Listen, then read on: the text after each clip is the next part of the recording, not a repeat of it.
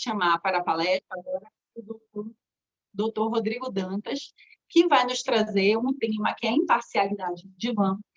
O doutor Rodrigo Dantas, ele possui graduação em Direito na Faculdade de Direito de São Bernardo do Campo, é especialista, mestre e doutor em Direito pela PUC São Paulo, mas ele traz uma visão que a novidade, né, o diferencial para a gente em termos da matéria da imparcialidade específica, é que ele atua diretamente como administrador judicial de várias especialidades da capital de São Paulo, e ele atua como árbitro e mediador, sendo formado em psicanálise pelo Centro de Estudos Psicanalísticos de São Paulo, mestre em psicanálise, doutor e, inclusive, pós-doutorando em psicanálise pelo Instituto de Psicologia da USP.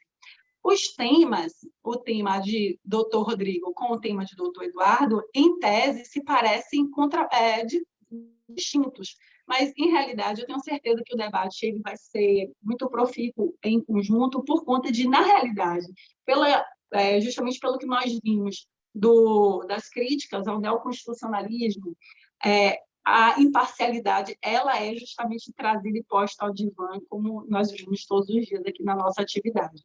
Então, por favor, doutor Rodrigo, seja bem-vindo. Também, bom dia, e pode iniciar sua explanação. Ao final das duas palestras, nós vamos encaminhar para os debates. Obrigado, doutora Clarissa. É um prazer estar aqui. Queria inicialmente agradecer à Escola Judicial pelo convite. A Bahia tem muita ligação comigo. O meu Dantas vem de Cícero Dantas, lá do norte do estado. Então, meu avô se chamava Cícero Dantas, em razão até da cidade que já é quase lá, né? A minha família é de Antas, do lado da cidade de Cícero Dantas. Do lado, uma vez por ano tem uma festa dos Dantas, e faz tempo que eu não vou, né? Ainda mais a pandemia não permitiu, mas logo mais estarei de volta. E aí, parte da família migrou para São Paulo, como milhares, né? Então, tem um apreço muito grande por todo o estado. Queria agradecer o convite da escola, a todos os colegas. Queria agradecer ao doutor Eduardo, né? Eu poderia dizer, assim, antes da terapia, que seria muito difícil falar, porque é uma palestra brilhante, né? Uma aula que eu fiz só 2 páginas de anotação aqui das lições do doutor Eduardo. Uma palestra brilhante. Mas vou dizer que vai ser uma delícia falar, porque o doutor Eduardo, ainda que possa ter pontos, eu acho que não, mas possam ter pontos de algum dissenso, veja como há uma clareza em que antes o doutor Eduardo traz a situação, ele até expôs antes mesmo aquilo que ele não concordava, né? Ele falou, olha, quem diz o que é neoconstitucionalismo, e depois ele trouxe a opinião dele. Então, já mostra aí dentro do trabalho que eu escrevi, que é um julgador que consegue entrar no estado mínimo de imparcialidade, né? Não só no estado natural de parcialidade. E eu vou falar um pouquinho da obra, né? O doutor Eduardo acabou se apresentando, eu tive a oportunidade da Clarissa, mas quando a gente brinca, doutor Eduardo, até nas aulas, quando é só de psicanálise, que a gente dá aula para os formandos, a gente fala que a nossa apresentação teria que ser da estrutura psíquica. Então, por exemplo, Rodrigo Dório, né, neurótico tipo obsessivo, mais leve, né, fase da terapia, fase avançada, né, já não culpa tanto os problemas da vida em razão do pai e da mãe. Então, a gente poderia fazer uma brincadeira de aproximação do público, né? E só para aproveitar, eu até achei que eu ia fazer também uma apresentação, mas agradeço a Clarice, e só faço uma emenda. Por que psicanálise, né? No mestrado, né, o mestrado do Eduardo foi do neoconstitucionalismo, eu entro na PUC querendo escrever como é que os juízes julgam. Essa era a minha ideia. Um projeto desse não passaria no mestrado, então eu entro com a professora Tereza Arruda Alvim, com um projeto de nulidade, e depois tento convencê-la do contrário, não consigo. E ela diz, olha, essa situação é um tema de doutorado, né? A época, era bem jovem na pesquisa, e ela falou, e outra coisa, você já leu Freud? Eu falei, nunca li. Nunca, não. Ele falou, então, você tem que ler Freud, tem que estudar outras coisas. Então, eu acabo fazendo o mestrado em outro tema na PUC, e eu deposito o mestrado no mês seguinte, eu faço uma inscrição num curso de formação em psicanálise, que era para aprender a teoria, para poder escrever aí o que, na época, seria como os juízes julgam. Só que existe algo dentro dessa ciência que é a abelhinha de Freud, né? Se você é picado, você jamais abandona. Então, eu fiz o curso de formação, me tornei psicanalista, eu atendo como psicanalista hoje, então eu até bem cômodo no prédio, eu tenho um escritório no andar, um consultório em um outro andar, então eu tiro a gravata e tento mudar a forma da escuta. E emendei a formação no mestrado na Argentina, em psicanálise, mas sempre me preparando para essa pesquisa, que aí mudou, né, de como os juízes julgam, e até, doutor Eduardo, foi bom, porque nesse meio tempo o Richard Posner lançou Como Pensam os Juízes, né? Imagina a concorrência ia ser pesada, né, com o juiz norte-americano, um gênio, uma obra sensacional. E o doutor Eduardo falou muito, né, do Behavioral Law Economics, né, da questão comportamental do direito, essa linha, né, nós temos essas pesquisas americanas aqui, em São Paulo, nós temos o Eduardo José Fonseca, é um juiz Tribunal de Justiça, que ele escreveu em defesa de uma certa imparcialidade. Ele faz uma análise muito grande dessa obra do Richard Posner, e também de uma obra que é do Daniel Kahneman, que é uma obra chamada Rápido e Devagar. O Daniel Kahneman é um psicólogo americano, mas ganhou um Nobel de Economia, que ele diz como que funciona o sistema de pensamento de todos os sujeitos. Só que, curiosamente, ele analisa muitos juízes e muitos operadores da Bolsa. E ele desenvolve 2 sistemas de pensamento, que ele chama de S1, que é o sistema mais automático, sistema onde o nosso pensamento, ou melhor, a nossa formulação de juízos, e aqui eu já começo a entrar no meu tema, é menos cansativa, é menos sintomática, ela é mais fácil de ser feita. Então, eu estou dirigindo, então a tomada de decisão numa mudança de pista, numa redução, em qualquer outra situação mais automática é mais fácil. Esse é o sistema S1. E Daniel Kahneman fala do sistema S2, que aí ele atribui a situações mais complexas. E isso ele vai não só para as decisões dos operadores da Bolsa de Valores, mas para casos complexos do judiciário americano. É um livro sensacional, recomendo. E aí, contando aquela historinha, eu entro para escrever sobre a imparcialidade. O meu objeto de pesquisa no doutorado, mas não é apenas o doutorado, porque foi um caminhar de uma formação e de um mestrado para tentar construir uma tese que parasse de pé sobre a imparcialidade. E como começou o doutor Eduardo falando, né, do neoconstitucionalismo, a imparcialidade também no nosso sistema e também no direito estrangeiro não é algo inquestionável, não existe um conceito único. Não podemos chegar a falar este é o conceito de imparcialidade. Como outros conceitos jurídicos indeterminados ou cláusulas gerais, assim, se alguém entender, existe um dissenso conceitual. No momento que a gente começa a pensar a imparcialidade, o que é a imparcialidade? Obviamente, ela está ligada a diversos princípios processuais, constitucionais, né?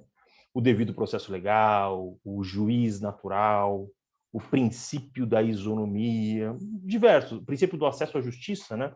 Princípio do acesso a uma ordem jurídica justa, se a gente for pegar aquele conceito da professora Ada Pellegrini e do Kazuo Watanabe, do Cândido Rangel Dinamarca também, mas não existe um consenso quanto ao seu conceito, à sua definição.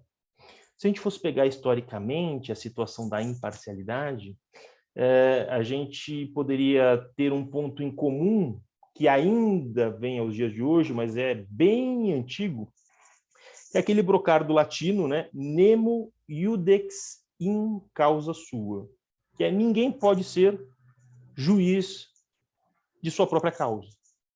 E desde então, desde este tempo bem antigo, isso acontecia por quê? Porque quem julga não pode ter interesse.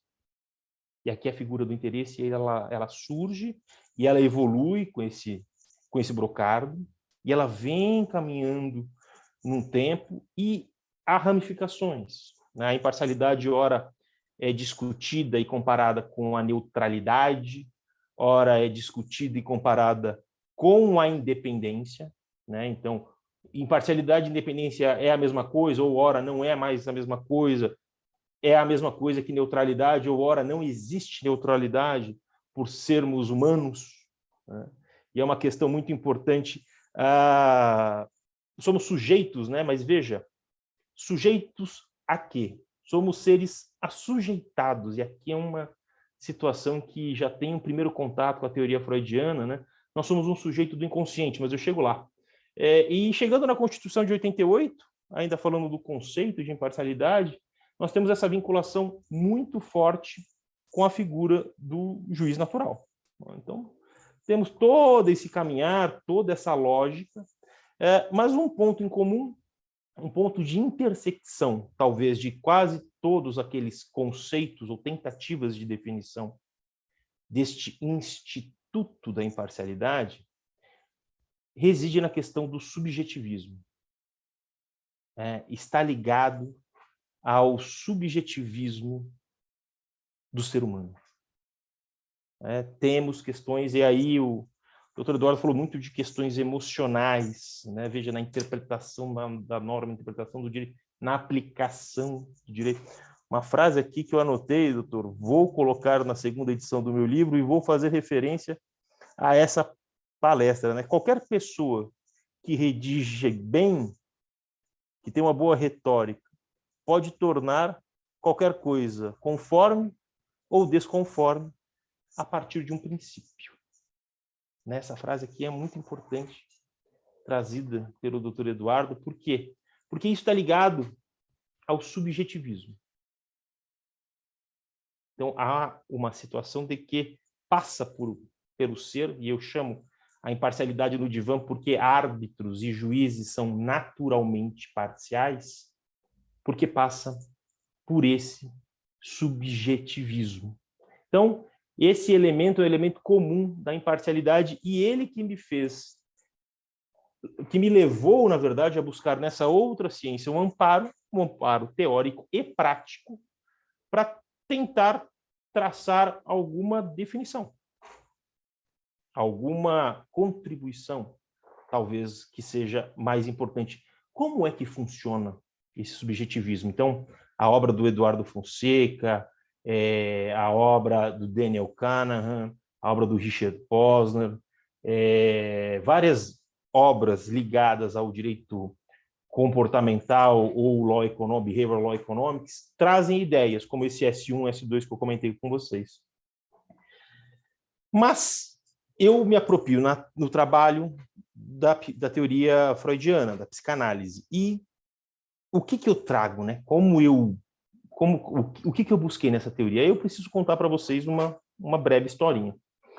Lá finalzinho do século XIX, quase 1900, 1890, por aí, um jovem médico ateniense, chamado Sigmund Freud, ele era um neurólogo, uma formação até que hoje já foi ramificado em várias situações, e ele queria fazer um estágio, que era um estágio talvez o melhor da Europa naquela época, com Charcot, Claude Charcot. Até, não sei aí na Bahia, mas aqui até a década de 80, em São Paulo, nós tínhamos o Charcot, que era um instituto para cuidar de psicoses. Hoje nós temos o CAPS. Cada estado tem o seu órgão, mas o Charcot foi até uma homenagem. Mas Freud, ele migra para Paris para fazer um estágio com o Charcot, porque era o grande médico da mente da época. E Charcot era um grande... ele trabalhava muito bem com hipnose. E quem Charcot cuidava? Ele cuidava de pacientes histéricas. Pacientes histéricas que tinham paralisias internas em membros inferiores e membros superiores. O que Charcot trabalhava? Que essas pacientes chegavam, elas falavam sobre os problemas, falavam da paralisia, elas não mexiam, elas tomavam medicações da época, mas elas não conseguiam fazer nada com esses membros. Charcot colocava elas em um estado hipnótico e falava, mexa o braço. Elas mexiam o braço. Mexa a perna. Elas mexiam as pernas. Ande. Elas levantavam, andavam, e quando ele tirava elas do estado de hipnose, elas caíam, porque o sintoma voltava. E Charcot tinha justificativas fisiológicas para aquilo. Freud não era bom na hipnose, mas era um grande observador, tanto que ele cria essa ciência. Freud, a partir desse elemento, ele começa a fazer um desenho do aparelho psíquico.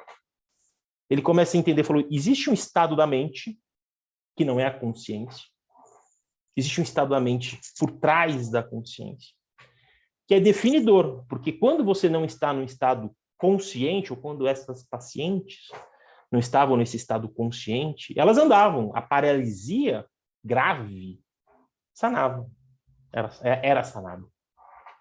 E a partir daí, com muito trabalho e muita pesquisa, em 1900, Freud lança a obra fundadora da psicanálise, que é a interpretação do sonho. E lá no capítulo 7, ele faz a primeira tópica freudiana, que é o desenho do aparelho psíquico como inconsciente, pré-consciente e consciente. E assim, poderíamos ficar um semestre trabalhando isso, mas qual é a grande contribuição que eu absorvo na obra desse desenho, desse aparelho psíquico? Que o nosso consciente é determinado pelo inconsciente. Então, aquela frase, né? Eu tomo as minhas próprias decisões, ela cai por terra, toda aquela lógica cartesiana para uma lógica do inconsciente. O inconsciente é feito de conteúdo recalcado. Um conteúdo que ele é talvez insuportável para uma vida comum. E essa nossa capacidade de fazer jogar para lá o que é suportável, para lá o que é insuportável, é que é capaz de a gente viver em uma certa sociedade. Por que eu trago esse exemplo da primeira tópica, né, que é inconsciente, pré-consciente, consciente? Porque logo depois, em 1912, ele escreve um texto que chama Id e Ego, que na verdade é a segunda tópica, em que ele faz um desenho em conjunto com esse do inconsciente, do id, do ego e do superego, trazendo até aqui a contribuição da Ingeborg Maus, que o Dr. Eduardo traz, né, da escritora alemã, que fala do judiciário como superego da sociedade. Freud faz o desenho dessa segunda tópica neste momento. E ele diz que o ego, né, que é o eu, em alemão, ele escreve, quem fala alemão e lê a obra freudiana, ela é muito popular, assim, a linguagem popular, é de fácil acesso, não é tão técnica. As traduções que tornaram complexo a obra de Freud. Mas ele diz o seguinte: o eu, que é esse consciente, não é senhor de sua própria casa. Porque lá naquele inconsciente que eu falei para vocês, existe uma instância chamada superego. E aqui que a minha fala com a fala do Dr. Eduardo se encaixa, talvez de uma forma que não foi combinada, né? Mas primeira vez que eu tive contato, já tinha lido artigo do Dr. Eduardo, mas aqui se encaixa plenamente. Por quê? O que é este superego? Este superego é o nosso juiz moral. Nós temos o nosso ordenamento jurídico, né? Mas internamente nós temos um ordenamento psíquico. Nós temos uma lei interna que reside neste superego. E aqui, quando eu introduzo sempre nas aulas, que aqui é uma palestra mais debate, então é diferente, mas quando eu introduzo nas aulas essa questão, e é uma temática diferente, às vezes distante, né, do nosso dia a dia, né? Puxa, inconsciente, consciente, né? Eu sei o superego, eu sei a id, né? O superego. Eu faço a seguinte pergunta, né? Por que cumprimos a lei? Por que cumprimos a lei? Né? Todo numa questão jurídica, né? Da literatura jurídica, a gente pensa em Kelsen, no primeiro momento, né? Numa norma sem sanção. Cumprimos a lei por um receio, por um temor da sanção. Isso é plenamente transmudado para essa instância psíquica. Por que nós cumprimos ordens? Por que nós observamos regras? Porque se a gente não observa, este superego nos pune. E o superego é severo. Ele é severo porque é dele que nasce algo que talvez não seja tão comum para vocês, mas é chamado de sentimento de culpa. A gente quase nunca se sente culpado por nada. E às vezes sem fazer, porque Freud traz que, às vezes, o desejo esse, que fica lá recalcado, travado nesse inconsciente, é tão forte que a gente fantasia e se sente culpado. Um exemplo clássico que até eram trazidos nos seminários freudianos é uma situação de uma discussão com um pai ou com uma mãe. Né? Você tem uma discussão por uma situação natural, né, de dia a dia, e você sonha que seu pai ou sua mãe sofreu um acidente. E o sonho é a linguagem direta do inconsciente. Por que você teve esse sonho? Muito provavelmente porque no momento que você brigou com seu pai e sua mãe, que é da onde você herda esse superego, como o seu superego é constituído internamente, como você briga, indiretamente você está indo contra algo que eles acham que é certo e você acha que não, mas veio daquele que te formou. Então você se sente culpado. Quando não se observa a ordem que vem do nosso superego, a nossa estrutura psíquica gera o sentimento de culpa. E a culpa ela é um sintoma estruturante, mas ela pode ser um sintoma que gera uma certa enfermidade. Viver culpado, viver demasiadamente, a gente fala aí dentro da teoria, encastração, castrado, se proibido de toda e qualquer situação, se privado, gera muita culpa. Porque a gente tem vontade, não faz, a gente quer, não pode. A culpa, ela é gerada. Para que tudo isso? Por que cumprimos a lei? Cumprimos a lei para não sentir culpa. Só que existe uma lei que ela vem dos nossos pais, ela é herdada, é uma herança psíquica. A forma como aquela relação primeva, né, e aí dentro da teoria, quem quiser investigar, são as fases do complexo de Édipo, né, como é dissolvido esse complexo de Édipo, é como é formada esse ordenamento psíquico do ser humano. E nós, e aí entrando nas questões de valores, de moral, como o doutor Eduardo disse, como nós interpretamos o que é moral para nós? Quais são os valores? Aquele que nós, e não é necessariamente do pai, necessariamente da mãe, ou na verdade, né, pensa que tem pessoas que tiveram outra constituição, podem ter 2 pais, podem ter 2 mães, pode ter uma família poliafetiva, não, na verdade é assim, Freud, à época, em 1900, desenha funções paternas e maternas, então da soma dessa lógica familiar é constituído uma instância julgadora dentro do inconsciente, que a gente não tem acesso, mas que gera culpa. Então, quando há uma questão que é imoral para nós, e a gente concorda, a gente se sente culpado, a gente se sente indignado com aquilo. Que o doutor Eduardo falou, eu acho que aquilo é errado. Eu posso até achar que a nomeação de uma deputada com uma condenação no juízo do trabalho comunista, eu posso até achar que é errado. Está ligado aos meus valores. Está ligado à minha dinâmica familiar herdada. A lógica, aquela lógica herdada. Mas por que eu trago essa situação? Porque, como disse o doutor Eduardo, né, a capacidade de, a partir dos princípios, de desnaturar as regras. Como é que nós formulamos os nossos primeiros juízos sobre qualquer questão conflituosa? Nós formulamos a partir do nosso superego.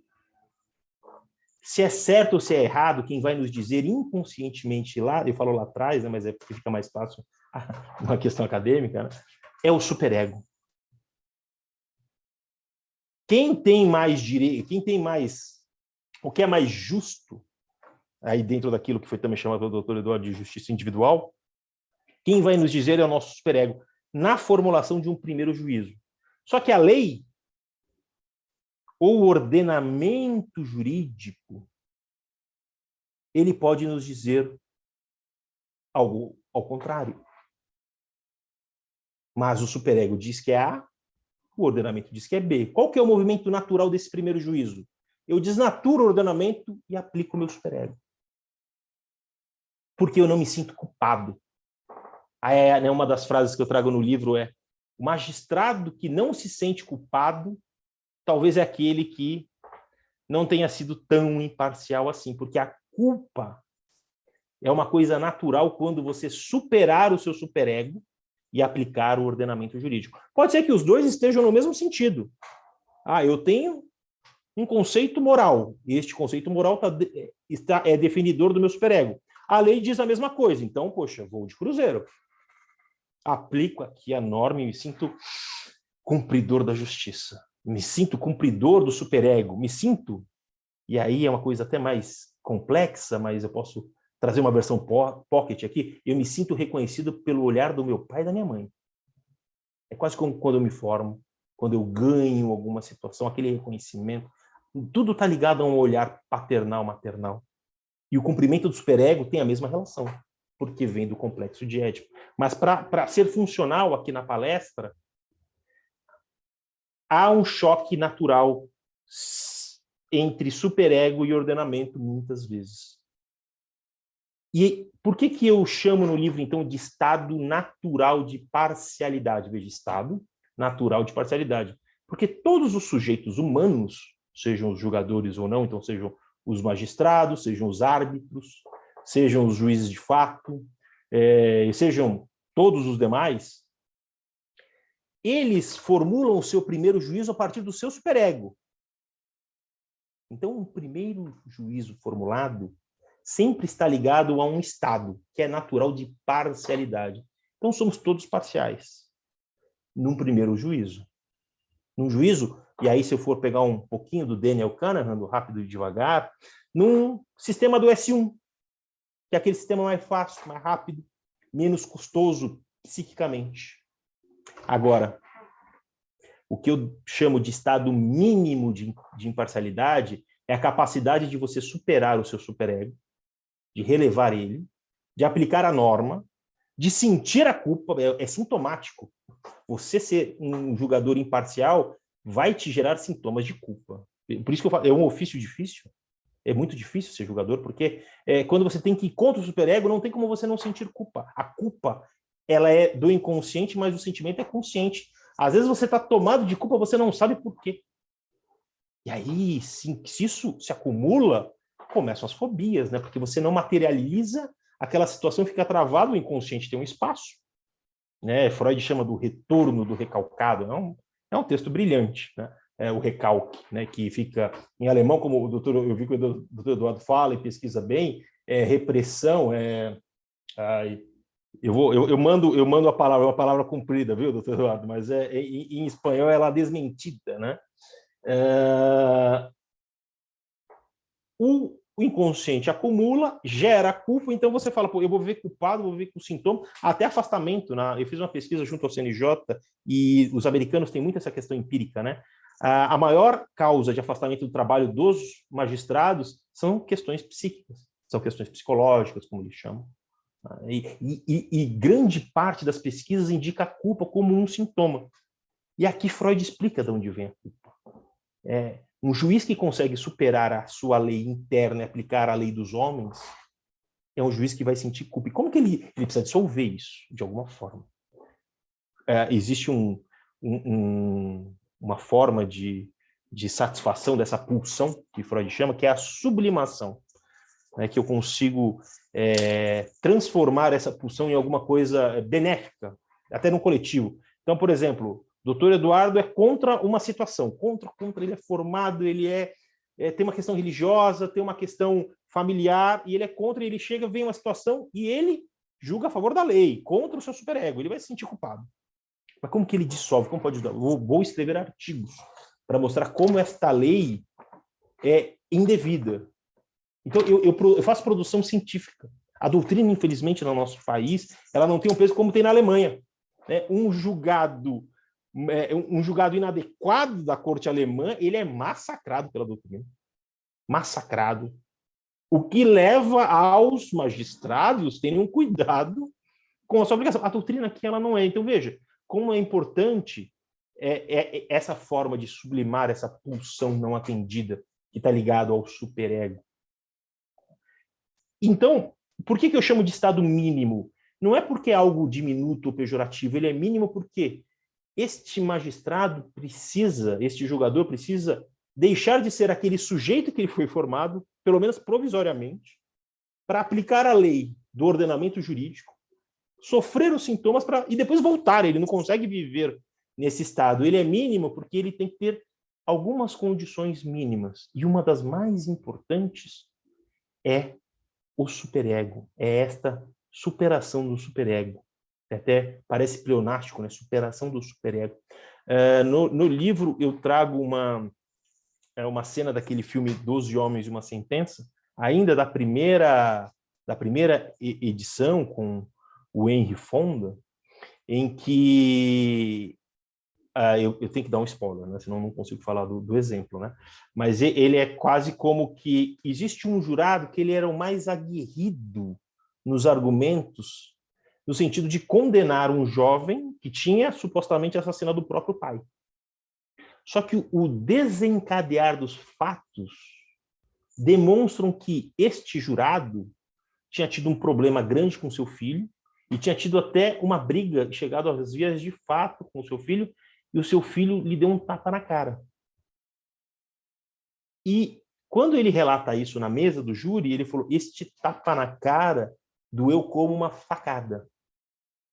E o Henry Fonda, que era o principal, que era um outro jurado, né? Ele falou uma facada como que supostamente o acusado teria dado no seu pai. Isso desmonta ele, desmonta esse jurado. Ele pega, ele rasga a foto do filho, ele xinga o filho, ele grita e ele declara aquele acusado como inocente.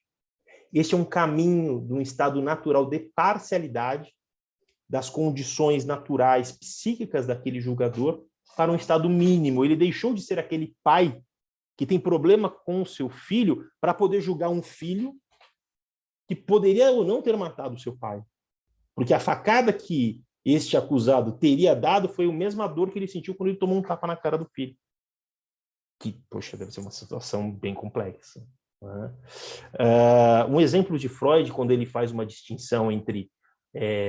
na teoria psicanalítica, ele usa o termo neutralidade. Mas ele fala da neutralidade do psicanalista, né, do terapeuta. Ele fala que a neutralidade do psicanalista tem que ser tamanha quase como se de um cirurgião que que precisasse fazer uma operação num assassino que tivesse tirado a vida de um familiar seu. Então, o médico, cirurgião, está lá no seu consultório bonitinho, batem na porta, falam: olha, tem um paciente que está morrendo. E a hora que ele verifica quem está morrendo, é um assassino de um parente seu. E só quem pode salvar a vida, então, já não mais desse paciente, mas deste assassino, é o próprio médico. Então, Freud, como fala, a capacidade de ser neutro é um caminho psíquico, é um exercício, é um investimento, ele chama de catexia, é um investimento de esse cirurgião conseguir ser neutro ao ponto de salvar a vida daquele que tirou a vida de um parente seu. E isso, além do superego, está ligado a uma série de outros elementos de identificação psíquica, de uma reprodução de laços primevos dessa infância de cada um destes sujeitos. Então, por que cumprimos a lei? Né, que foi aquela pergunta. Nós cumprimos primeiro por um temor, que é o mesmo temor que nós temos dos nossos pais quando pequenos. Mas depois a gente cumpre a lei por uma expectativa de reconhecimento, que é o mesmo reconhecimento que a gente espera do olhar deles quando pequenos, e depois isso é meio que transferido para outros olhares, né? Transferido para uma esposa, para um marido, para um chefe, para um filho. A gente tem uma expectativa, aquela questão, aquele sujeito lá, tem um ego gigante, ótimo, o ego é o eu, então ele tem um eu, isso é importante. Mas talvez quisessem dizer, ele tem um narcisismo exacerbado, né? Muito grande. Isso é ruim, obviamente, porque aí ele é o centro do mundo, tá, etc. Mas você ter um pouco de narcisismo é você ter um pouco de desejo de vida. Então, nós precisamos de um pouco de reconhecimento. A gente precisa de um pouco de satisfação. Precisamos trabalhar, precisamos nos relacionar. Né? Então, veja, por que a pandemia gera, sem falar nas enfermidades diretas, né? Mas gera tantos danos psíquicos? Porque a gente é impedido de fazer aquelas coisas que naturalmente a gente precisa para ter um reconhecimento próximo àquele que a gente tinha quando era pequeno. Veja como é importante esse olhar. Esse olhar é formador do sujeito, na teoria freudiana. E para cá, para essa interpretação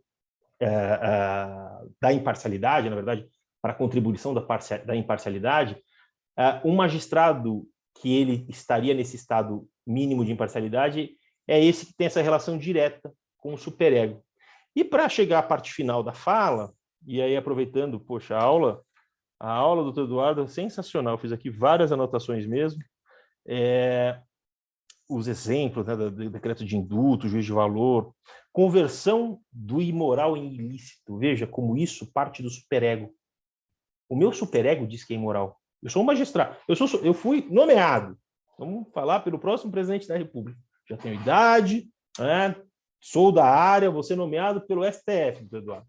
Então eu vou chegar lá e vou fazer aquela propaganda da Constituição, olha, vim defender a Constituição, toda aquela coisa sabatina bem feita. E eu chego lá e falo, bom, esse indulto aqui está ruim.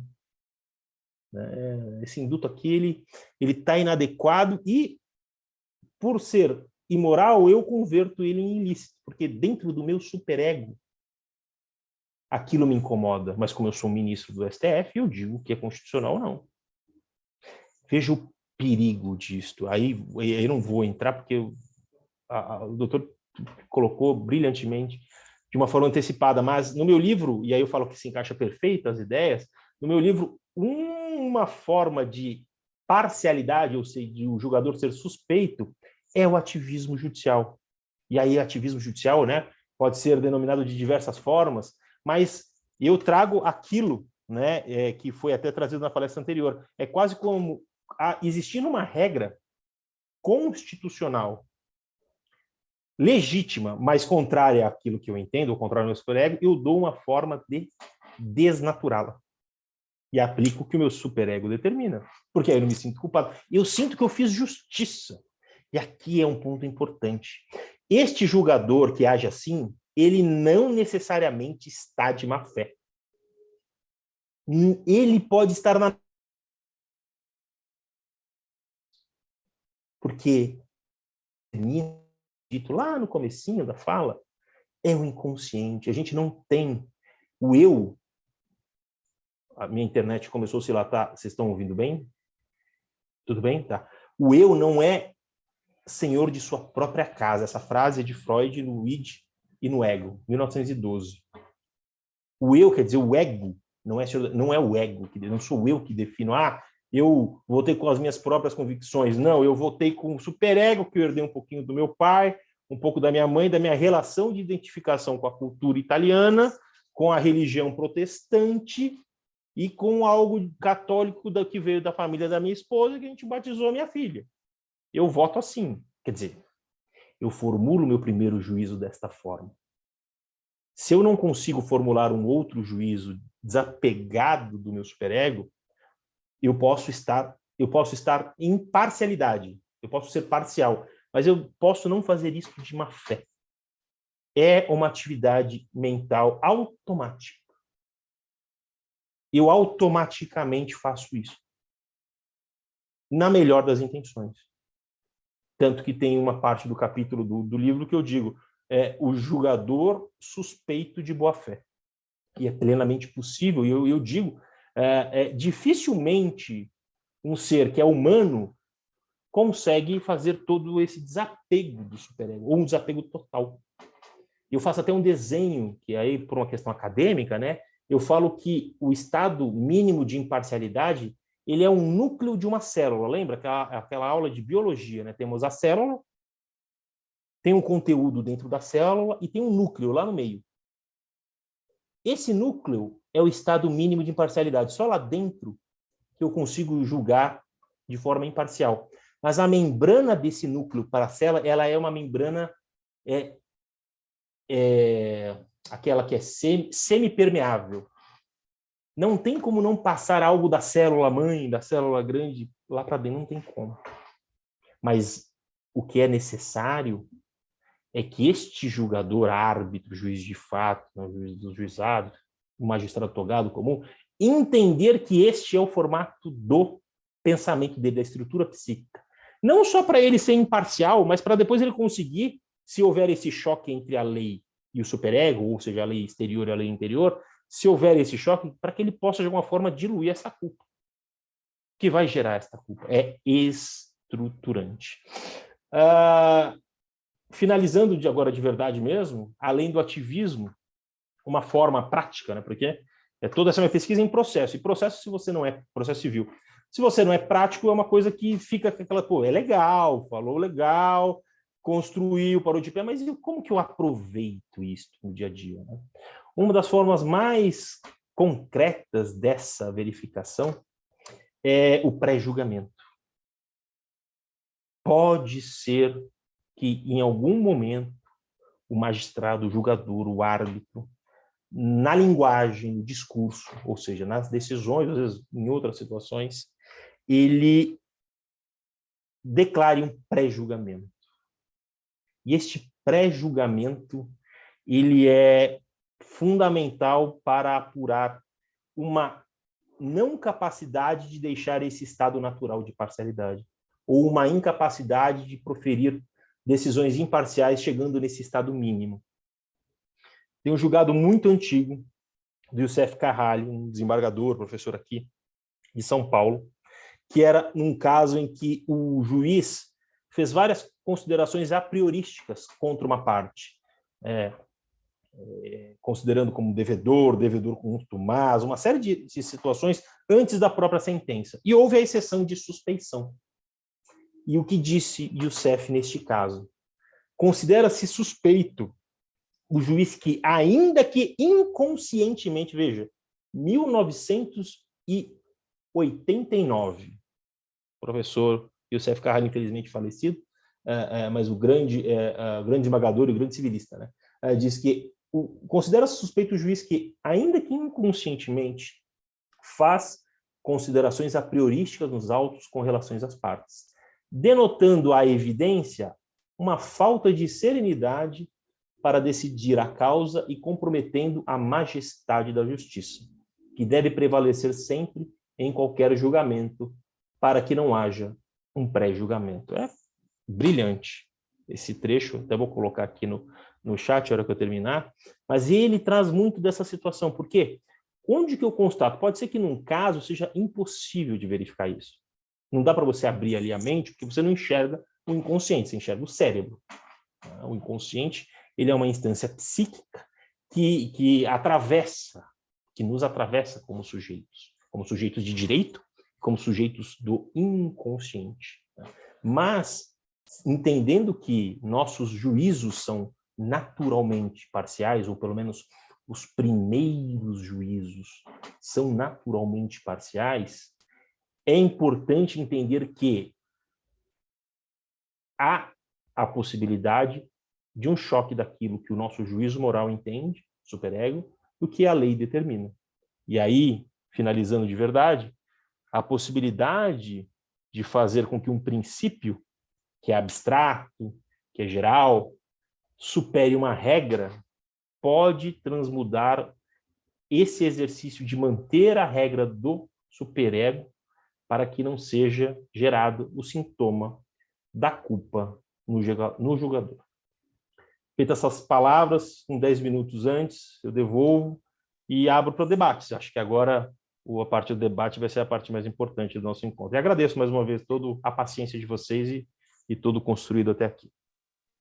Muito obrigada, doutor Rodrigo. Em nome da Escola Judicial e de todos os colegas, nós agradecemos essas explanações.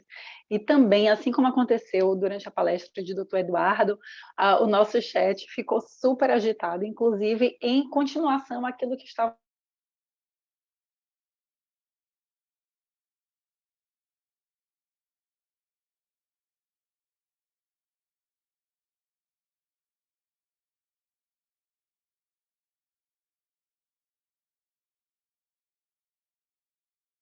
feitas em torno disso. E isso seria para os dois, tanto para o doutor Eduardo como para o doutor Rodrigo. O doutor Rodrigo falou assim relembrou os princípios de Freud, que o nosso inconsciente, o nosso superego, ele tem aquele conteúdo recalcado dos nossos valores morais, né? E no mesmo sentido, a questão da dificuldade que nós temos de nos desvincular dos nossos vieses interpretativos, das nossas emoções, das nossas intuições pessoais. Inclusive, foi relembrado pelo colega George que Calmon de Passos ele já dizia que nenhum juiz ou julgador está imune a isso, está isento de se deixar influenciar pela sua própria parcialidade, né? É muito difícil ao julgador ser neutro. como já relembrava Calmon de Passos. E eu concordo, eu acredito, pelas ponderações que foram colocadas aqui, que todos os juízes, até porque a gente, na nossa atuação, a gente percebe isso, esse conflito interno, efetivamente, que existe entre o nosso superego, o nosso ego, as leis, e o que muitas vezes é a justiça do caso, para o nosso íntimo. Então, eu concordo com isso, que existe essa influência, de alguma forma. Eu acredito que todos os colegas também colocaram que isso vem à tona de alguma forma, mas eu discordo, e aí eu quero saber a opinião de vocês, e os colegas, acredito também, pelas ponderações.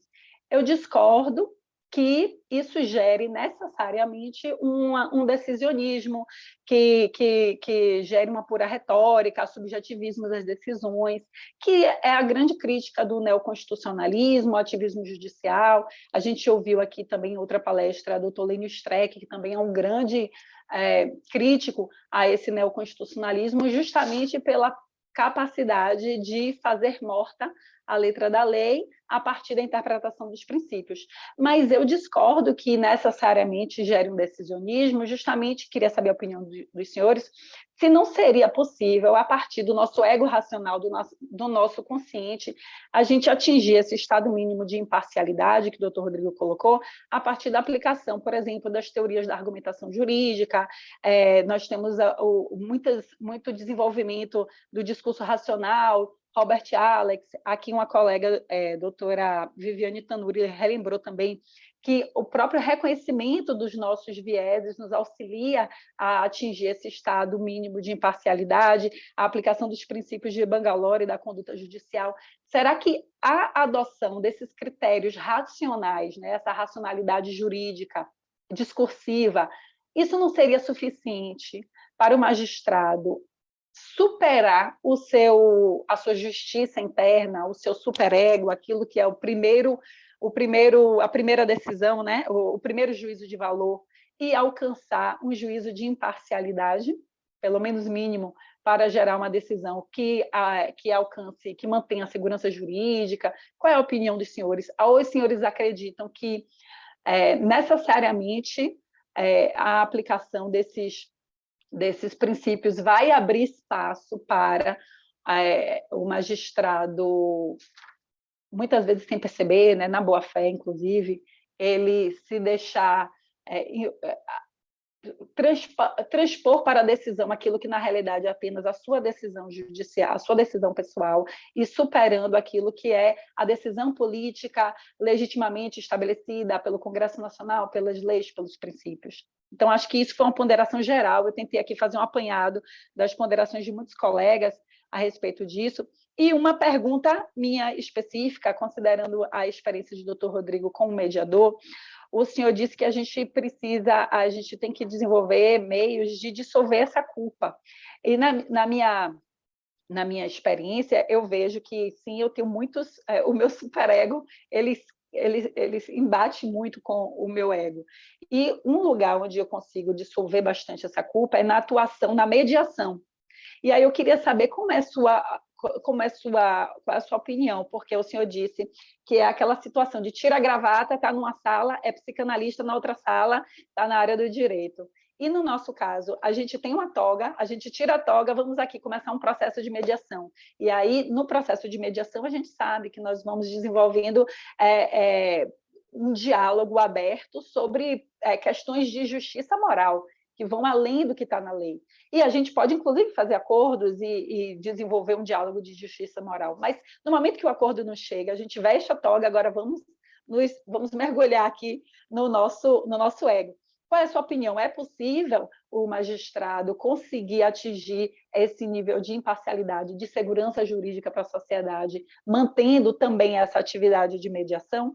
Então, essas duas questões, mas eu coloquei aqui, tentei resumir na primeira muitas ponderações dos colegas, mas existem ainda diversas outras perguntas e ponderações. Então, eu quero a opinião dos senhores, mas se puderem ser céleres, a gente vai fazer mais perguntas. Colegas podem continuar colocando aqui suas ponderações, que eu estou tentando resumir para submeter aos nossos palestrantes. Por favor. Eu vou começar pela última, e aí eu introduzo só o que eu brevemente entendo da questão de passar de um estado para o outro e levanto a bola para o doutor Eduardo para ele vir e cortar aí do jeito que ele tiver interpretado. A questão do mediador, ele é muito curioso, né? Por quê? Eu tenho, recentemente, ainda não foi publicado, mas um trabalho de levantamento de pesquisa. O meu pós-doutorado é em mediação e psicanálise, né? Eu faço aí uma coisa mais específica do que da elaboração do luto no processo, né? Existe uma situação que é muito parecida na mediação do que da terapia, que é você sentir que não está sobre os olhos julgador.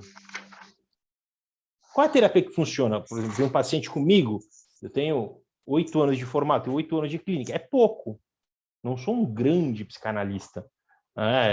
Mas se vier um paciente e sentir, em um momento em que ele não se sente julgado, a chance de eu entrar, aí o Freud chama de em transferência psíquica, é grandíssimo. E ali no divã vai aparecer coisas que ele vai poder me dizer que ele não disse nem para ele mesmo. E ele nem imagina que estava lá naquele inconsciente recalcado. Eu transmudo isso para o mediador. O mediador, bom mediador, obviamente você tem as técnicas, né? Você tem o manejo, você tem as questões de isolar os problemas das pessoas, toda aquela técnica que já é construída, bem construída, nas escolas de Harvard, várias escolas, mas eu faço esse ponto comum com a terapia. O bom mediador é o que consegue fazer com que as partes não se sintam julgadas e não serão por ele. Tanto que a confidencialidade na mediação, para mim, é o elemento mais importante. Então, a doutora me nomeia como mediador, ótimo, tem uma confiança, mas eu não levo nada do que ocorre numa sessão para a doutora. Como eu não levo nada da minha, eu nunca comento casos meus em nenhum lugar dos meus pacientes. Por quê? Porque isso mexe, doutora, numa... E esse contato, por isso que eu acho difícil o magistrado. Eu sou administrador judicial. Eu sou o longa-manos do juiz de falência, né? Nos casos que eu sou administrador judicial, eu não sou mediador. Obviamente que eu trabalho para conciliar, para fazer... Mas quando eu sou nomeado mediador, eu não atuo como administrador judicial. Tem um caso publicado, só para fechar e passar para o doutor Eduardo, tem um caso publicado da psicanálise, famoso, em que o paciente chegava toda a sessão e contava para o analista que batia na própria mãe. Falava, poxa, hoje eu espanquei a minha mãe. O psicanalista começou a falar, meu Deus, mas que monstro, né? Começou a mexer com ele. O psicanalista estava com um olhar de julgador. Depois de um tempo, quando ele começou a trabalhar isso com o paciente mesmo confessa que aquilo era da ordem da fantasia. Ele nunca tinha encostado na mãe dele, na verdade era o filho que mais cuidava, era uma série de filhos, mas que ele era o único que morava com a mãe, cuidava, mas ele apanhava muito da mãe quando pequeno. E aquilo entrou na ordem da fantasia dele de um certo requinte ali. E ele precisava verbalizar em algum lugar que ele descontava, que ele revidava. Imagina, doutora, se a senhora escutar isso numa sessão de mediação como juíza, como é que a senhora vai julgar depois? Eu escutei o caso e eu comecei a me sentir mal. Falei, meu Deus, que absurdo. E depois o analista que publicou o caso falou, olha, nada, ele era um ótimo filho, era um cara regrado. Tal. Então, a mediação, ela não é terapia, mas ela tem ligação, ela tem laços psíquicos muito fortes e efeitos terapêuticos, sim. Então, qual que é a grande questão? Eu acho que quando você tem, e aí Lacan, Jacques Lacan, um psicanalista francês, talvez que melhor desenvolveu a obra freudiana, ele diz que existe o discurso do mestre, que é o que aplica a lei, e o discurso do analista, que é o que alivia o desejo. Então, para mim, o mediador é o discurso do psicanalista, não que ele tem que aliviar o desejo, que é uma situação, mas ele tem elementos de um terapeuta muito próximos, parecidos, o olhar de não julgar. Já o magistrado, ele pode conciliar, e o magistrado com escuta clínica, que entende ali qual é o desejo por trás da questão, ele maneja, ele tenta, mas em conciliação, mas a mediação, aquele ambiente fechado, de transferência de confiança, em que a parte realmente se abre e tenta chegar, eu acho difícil ter com um sujeito que tem esse discurso do mestre, como foi nomeado por Lacan. Tá bom, muito obrigada. Doutor Eduardo, o senhor gostaria de trazer suas ponderações? Dentre as perguntas, né, que foram feitas, há ali aquela do que fazer para evitar a ação dos vieses, né? Na minha dissertação de mestrado tem um capítulo, um tópico que é sobre os métodos de desenviesamento, né? E não haveria aqui espaço para tratar disso. E nós teríamos que primeiro distinguir que existem os vieses que são das testemunhas, né? E os vieses do juiz, né? Não existe, por tudo que eu li, que se sabe até hoje, uma fórmula mágica que vá permitir com que os vieses sejam né, bloqueados, né? Sempre vai haver um pouco da ação dos vieses. Mas dizem que a própria consciência da existência dos vieses faz com que se atenue um pouco. Então, a pessoa tem que se autoconhecer, no caso do juiz, tem que se autoconhecer, tem que saber como ele é, o que pega nele, o que mexe com os juízes, que tipo de preconceitos e prejulgamentos ele está inclinado a fazer, e isso atenuaria. No exame de provas, eu acho que uma das melhores soluções é ser o mais técnico possível. A gente tem agora no processo penal uma evolução jurisprudencial que vem em boa hora a respeito do reconhecimento de pessoas, por exemplo, que tem a ver com vieses, que ocorria algumas condenações trágicas na justiça brasileira, de pessoas que são reconhecidas, né? A polícia vai lá, mostra uma meia dúzia de fotos para a vítima, uma testemunha, ela reconhece, aponta um lá e a pessoa era condenada por isso, né? Como evitar isso, né? Como evitar os falsos reconhecimentos que são muitas vezes produzidos por vários vieses, por várias visões preconceituosas e pelo próprio viés do otimismo, que é aquele em que a pessoa acha que tem uma competência maior do que realmente tem. Isso é, né, alguma coisa que praticamente decide todas as pessoas, então a pessoa acha que tem a capacidade de reconhecer um semblante que não tem, né? Eu tenho certeza que eu não tenho esse viés, porque eu não reconheço ninguém, eu preciso ver a pessoa. Eu trabalhei numa vara que durante, não vou dizer aonde para não ficar chato com meus funcionários, mas uma certa vara aí das que eu trabalhei, eu demorei 3 meses para descobrir que 2 moças que trabalhavam lá eram 2 pessoas diferentes, porque eu via elas em situações diferentes, eu achava que era a mesma, né? Eu nunca reconheceria ninguém, nunca. Inclusive já aconteceu de eu ser assaltado. A polícia parou uma meia dúzia de pessoas lá num parque de noite, estava comigo, eu não sei, eu não reconheço. Tem pessoas que têm o viés do otimismo, que se acham super capacitadas e saem reconhecendo e apontando com certeza absoluta. Então, voltando, como evitar isso? Tendo procedimentos que já estão na lei e não eram observados. Primeiro, a pessoa tem que fazer uma descrição, né, de como que era o criminoso, ela tem que fazer uma descrição a mais detalhada possível, ela tem que ser colocada perante várias pessoas com características físicas parecidas, ela tem que, então, que apontar espontaneamente, ou seja, existem alguns procedimentos que tendem a minorar a ação de vieses, né? Eu estou aqui me referindo a apenas um, o tema é muito longo, né? É muito vasto e eu não teria como tratar disso agora. Mas e especificamente, doutor Eduardo, sobre a aplicação de forma mais racional e mais técnica dos princípios constitucionais, Eu acredito que a partir dessa teoria da argumentação jurídica? Eu acredito que isso é possível, sim, mas aí eu acho que isso é possível se houver uma vontade de ter uma autocontenção, né? O famoso self-restraint do judiciário que está fora de moda, né? E me chama muita atenção, isso eu aprendi naquele livro do Humberto Ávila que eu sugeri ali, e para mim ele está certíssimo, que ele fala o seguinte: quando houver colisão entre princípio e regra da mesma hierarquia, vale a regra.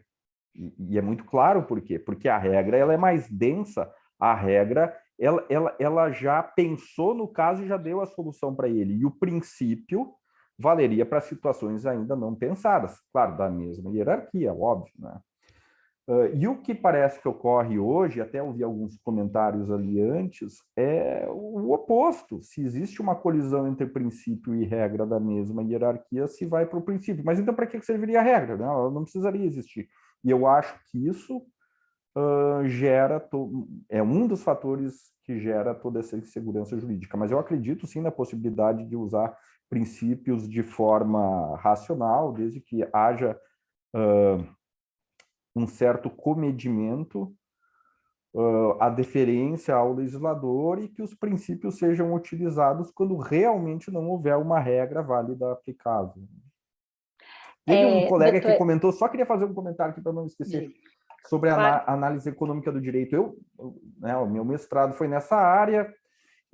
Chegou um momento do meu mestrado em que eu vi que eu não iria me dar bem na análise econômica do direito hard, assim, pelo menos como eu achava que deveria ser feito corretamente, que é que se faz nos Estados Unidos. Lá o pessoal entende mesmo de economia e entende mesmo de cálculos e todas as coisas que envolvem economia. Eu fiz o meu dever de casa, eu me inscrevi numa faculdade de economia e comecei a estudar isso. E é muito complicado. Então, eu redirecionei o meu foco de estudos para essa parte da economia comportamental, que é muito mais ligada à psicologia, heurísticas e vieses, e que seria uma coisa mais fácil de, no momento, eu me aprofundar. Não que seja fácil, né? Mas o meu medo hoje é que a análise econômica do direito feita no Brasil, do modo como é feita no Brasil, se torne o novo neoconstitucionalismo, que é o seguinte: a pessoa vai lá, decide o que quer e diz que isso é assim por causa da análise econômica do direito, por causa dos empregos, ou por causa do... Enfim, dá um argumento ali consequencialista, sem grande consistência, e ignora regras, né? Isso seria um problema bem sério se isso acontecer. Sim.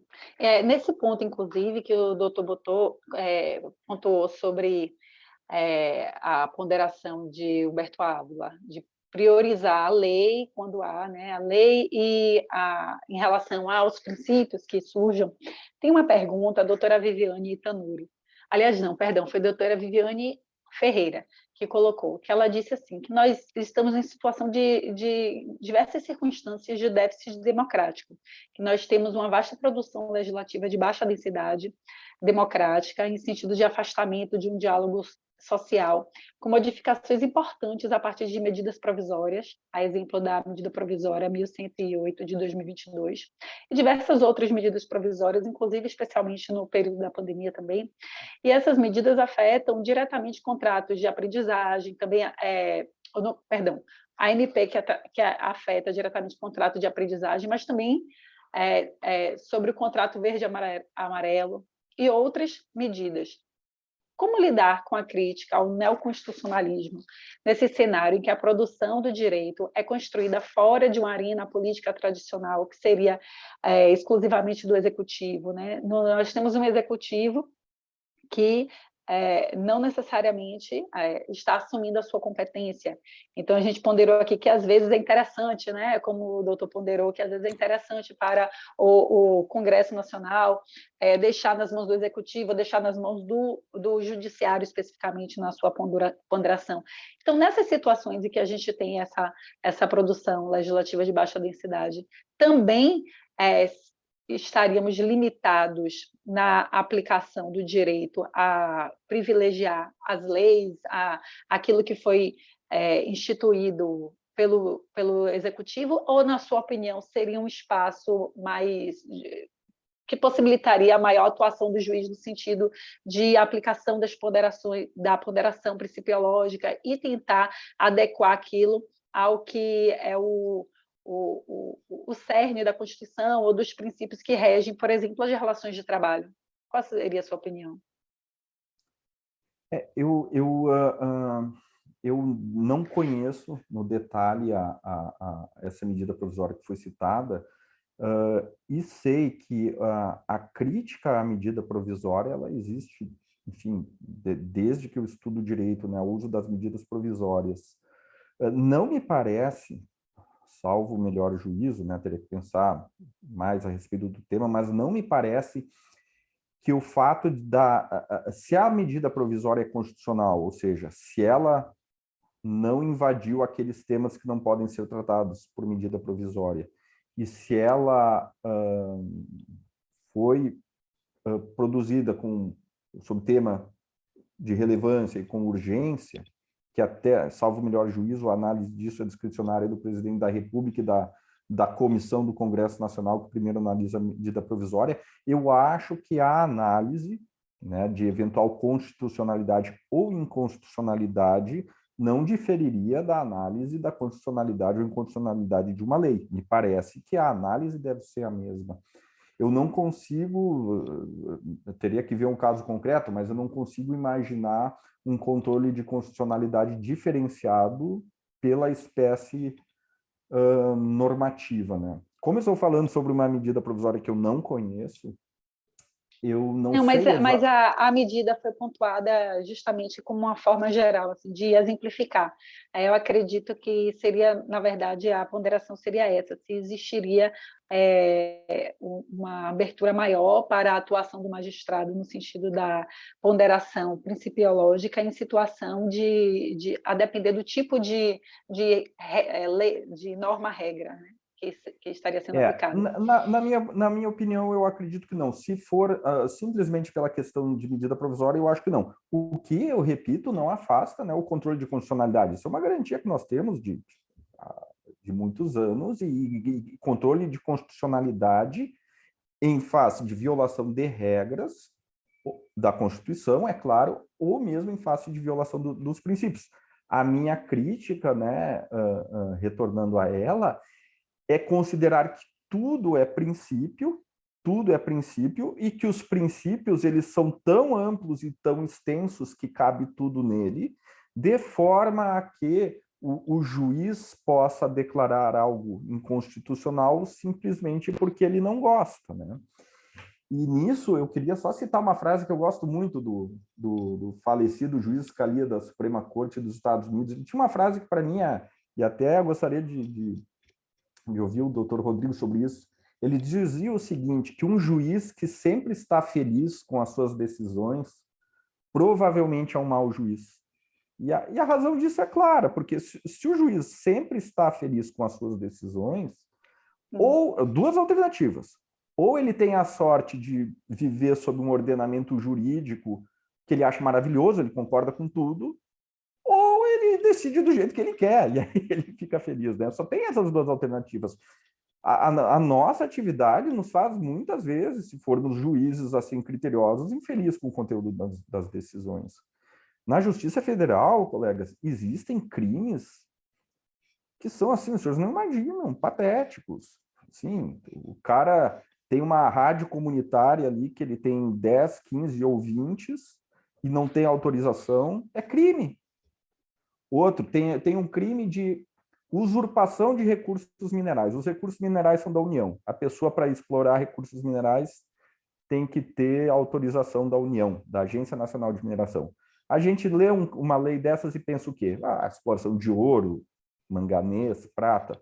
Eu tenho inúmeros processos que a gente, pobre, miserável, que trabalha com uma picareta, quebrando aquilo que eles chamam aqui de pedra grés, que é arenito. E é crime, é crime. É inconstitucional? Eu já pensei muito, já quis fazer muito trabalho de advogado de defesa. É inconstitucional? Não, não é inconstitucional. Está lá na Constituição que os minerais são bem na União.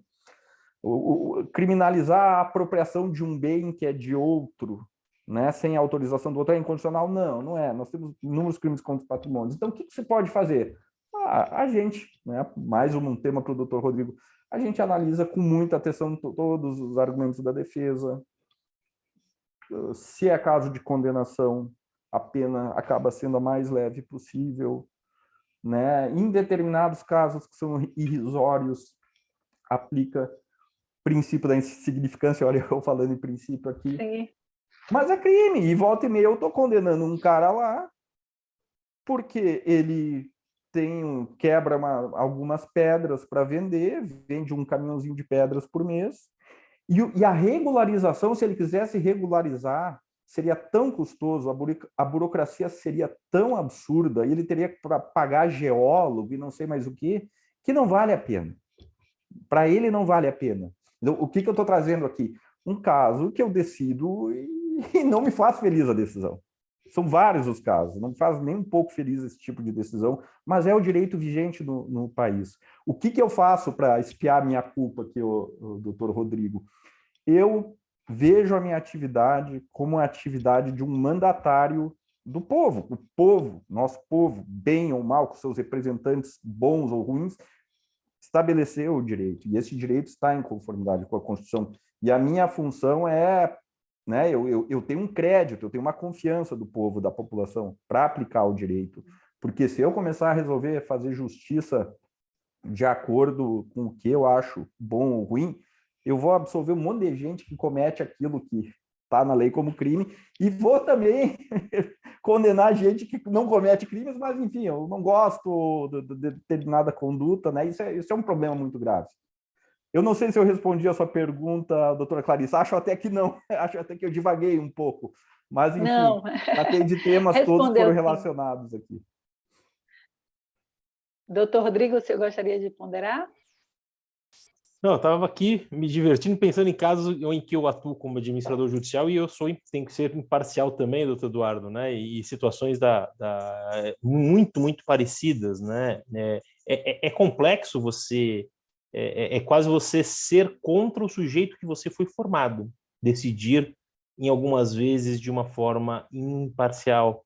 Eu cito um caso que eu sou administrador judicial aqui de vários juízes, e um dia eu estava fazendo uma palestra sobre ativismo e eu fiz essa fala do doutor Eduardo: se houver um princípio, uma regra da mesma hierarquia, não aplique o princípio, aplique a regra. E um desses magistrados fez uma pergunta, falou: bom, então na lei de falências, na lei de recuperação judicial, quando o stay period, aquele período de respiro, né, que as empresas suspendem as execuções, ele falou: quando passar os 180 dias, qual a opinião do doutor? A lei diz que os 180 dias são improrrogáveis. Então, assim, qualquer interpretação, né, doutor, é improrrogável do legislador, né? E eu tinha, naquela semana, opinado pela prorrogação de um stay de uma empresa que não foi culpa da empresa, né? E aquele momento eu cheguei assim, eu falei, né? Quando a casa é do ferreiro, né? O espeto é de pau, porque eu falei, não, é complicado nesse caso, porque eu acho que a lei está errada, mas eu, Rodrigo, né? Quem sou eu para achar que uma lei, veja, foi o senador Rames Tebet, numa grande evolução do direito, que introduziu toda a situação, um trabalho de décadas para ter uma nova lei, mas escapa. Naturalmente, vai ter momentos em que o superego ele acaba prevalecendo. Naturalmente, ele prevalece. E aí, até aproveitando, respondendo um pouquinho da primeira pergunta, tudo isso é válido. Entender que existem os vieses, a teoria da argumentação jurídica, entender que aí é muito importante o exercício, né? E isso em discussão de bastidores com meus orientadores, né? Que eu tive vários, além do professor Nelson Neri. O que fazer? Primeiro é pensar que mundo que eu gostaria de ter. Esse é o do moral, esse é dos valores. Agora, que mundo que vem, e aqui talvez uma coisa que ajude muito, é a previsibilidade jurídica, a segurança jurídica. Talvez aí numa área mais criminal, que envolve muitos fatos e valoração da prova, seja muito mais difícil.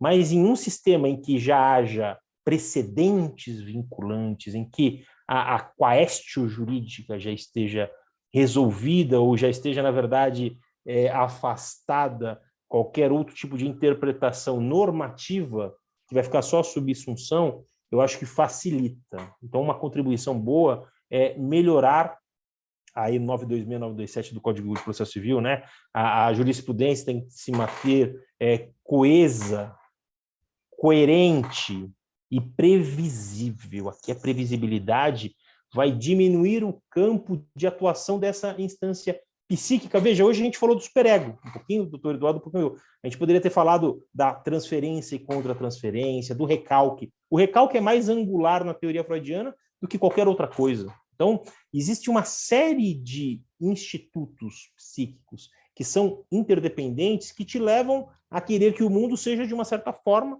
mas o ordenamento implica em outra. O que fazer?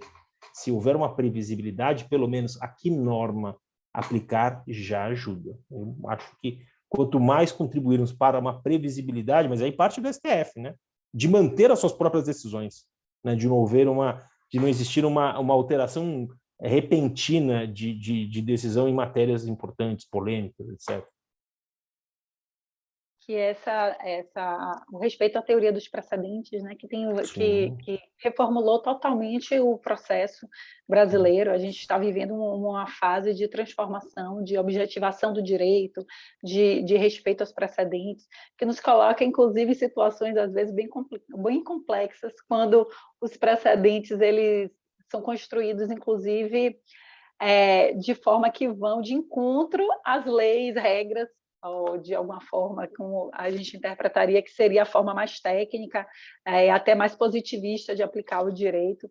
Então, muitas vezes, os precedentes eles caminham para uma interpretação mais principiológica, nos colocam diante dessa situação, mas sim, a previsibilidade, eu concordo, doutor Rodrigo, é algo que gera uma segurança jurídica e, principalmente, diminui a exposição do juiz, que era um outro ponto que eu queria questionar os doutores, a ambos.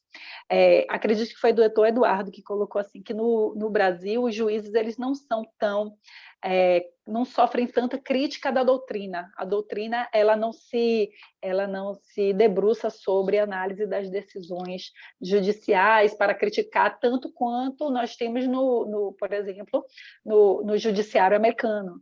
Nós temos diversas construções doutrinárias e mestrados e debates em torno da análise se o juiz é positivista ou pós-positivista, qual é a influência de um juiz ou do outro. Aqui a gente não tem tanto isso, mas, por outro lado, eu vejo que na nossa sociedade de mídia, os juízes eles estão muito expostos publicamente, e estão submetidos a um escrutínio público mesmo de suas decisões, não apenas os juízes que se expõem de forma intencional, como há juízes que se expõem em Instagram e que dão manifestação e em sites e que debatem decisões, não apenas esses juízes, mas a própria decisão, ela tem hoje uma carga de disseminação muito grande. Então, se você colocar o nome de um juiz, esses dias eu coloquei o nome de um juiz, um colega, e aí, no mesmo momento, apareceu uma decisão que ele tinha proferido, que, inclusive, os tribunais tinham reformado, e que ele mesmo tinha depois pensado, não era exatamente isso. Mas ele tinha proferido essa decisão e estava em vários sites de sindicatos, citando, porque o juiz julgou isso. Então, o juiz ele fica exposto também hoje, especialmente, e na Justiça do Trabalho, nós estamos muito numa situação atual, já há algum tempo, de exposição perante o público leigo, inclusive, das nossas posições, das nossas decisões, crítica do público leigo e até sofrendo críticas de colegas, críticas não apenas jurídicas, mas muitas vezes críticas relacionadas a aspectos políticos de moralidade mesmo. Então, existe hoje esse controle, na minha opinião, social das decisões. E eu queria saber dos senhores, os senhores acreditam que isso pode influenciar, ou como é que o juiz poderia se resguardar para não deixar que essa possibilidade de exposição de suas posições nas decisões, ela influencie no seu julgamento, efetivamente, porque tem muitas decisões que nós preferimos que nós sabemos, essa daí vai para o bocão. Como é que a gente se posiciona? Como é que a gente, ou até como tribunal, como é que o tribunal pode nos auxiliar, na opinião dos senhores, a nos proteger e manter a nossa imparcialidade, pelo menos o nosso mínimo de imparcialidade que nos possibilita julgar? Eu vou começar, então. Eu acho que isso tudo está muito relacionado com enfim, com o voluntarismo judicial. Se eu, população, sei que o juiz está decidindo com base em regras X, Y, Z, eu aceito melhor a decisão e tenho a tendência a, se eu criticar a lei e o legislador. Só que hoje a gente vê na imprensa, na opinião pública, que eles já assimilaram essa ideia de que o direito é muito criação da vontade do juiz. Enfim, isso tudo tem a relação com o tema que abordamos aqui. Eu vou contar uma pequena anedota, que um caso, há alguns anos atrás, mais de 10 anos atrás, 15, não sei, foi aprovada, vejam, senhores, uma emenda constitucional, emenda, não é lei, é emenda constitucional que criou mais 5 tribunais regionais federais no país. Algum órgão, que eu não me lembro qual é, entrou com uma ADIM, e o ministro Joaquim Barbosa, numa decisão monocrática, suspendeu. E ele suspendeu basicamente dizendo que ele achava que não era uma boa ideia, né? A verdade é essa, ele não gostou da ideia.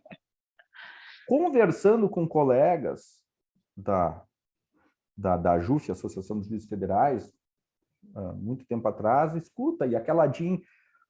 Veja, o discurso não era assim, é constitucional ou não é inconstitucional, emenda constitucional criar novos tribunais. Não era, o discurso era assim, não, pois é, o ministro lá fulano, ele é contra os tribunais novos, porque ele acha que não sei o que, o outro ministro Beltrano, a discussão era quem é a favor ou quem é contra. E as pessoas, elas percebem isso. Eu ouço muitos órgãos de imprensa, rádio, televisão, os jornalistas, eles se referem assim às questões jurídicas. Não, vamos ver o que a lei diz, vamos ver o que a Constituição diz. Não, eles vão dizer, vamos ver se o ministro tal gosta disso ou não gosta. Então, nós do judiciário estamos assumindo o ônus disso. Quando um juiz decide algo, é porque ele quer decidir assim, as pessoas pensam. Esses dias eu estava conversando com 2 familiares, citando um caso de um processo penal, que os caras eram culpados, eram alguns até confessos, tinha prova a mais não poder, só que eu absolvi eles porque a primeira prova, toda a investigação começou com uma apreensão ilícita, com uma violação a domicílio. Então, isso é caso banal, isso é caso de primeiro semestre de faculdade, está lá na Constituição, que não são admissíveis as provas obtidas por meio ilícito. Você tem Até eu me lembro da teoria dos frutos da árvore envenenada. Até eu me lembro. Agora, vocês acham que os meus familiares ficaram bravos com quem? Comigo! Tu vai fazer isso! Tu fez isso! Mas é óbvio, eu sou juiz, eu tenho que fazer isso. Só que enquanto a gente tratar o direito, e o Supremo cada vez mais trata isso, e não só o Supremo, como o direito ao que eu quero, o direito que eu acho, aí por quê? Por causa dos princípios, disso, aquilo, é óbvio que a fúria da população vai incidir sobre a pessoa do juiz, e não sobre as regras, o ordenamento jurídico que tem que mudar. Ninguém nem fala isso. As pessoas não dizem, vamos mudar essas leis tão ruins. Não, vamos xingar juiz, xingar ministro, né? Entramos numa arena política e a reação do povo vai ser a mesma reação de sempre para a arena política, que é criticar, vaiar, enfim, eu não vejo como fugir disso. Doutor Rodrigo? Sim, da importância até que a ponte, né? E eu juntei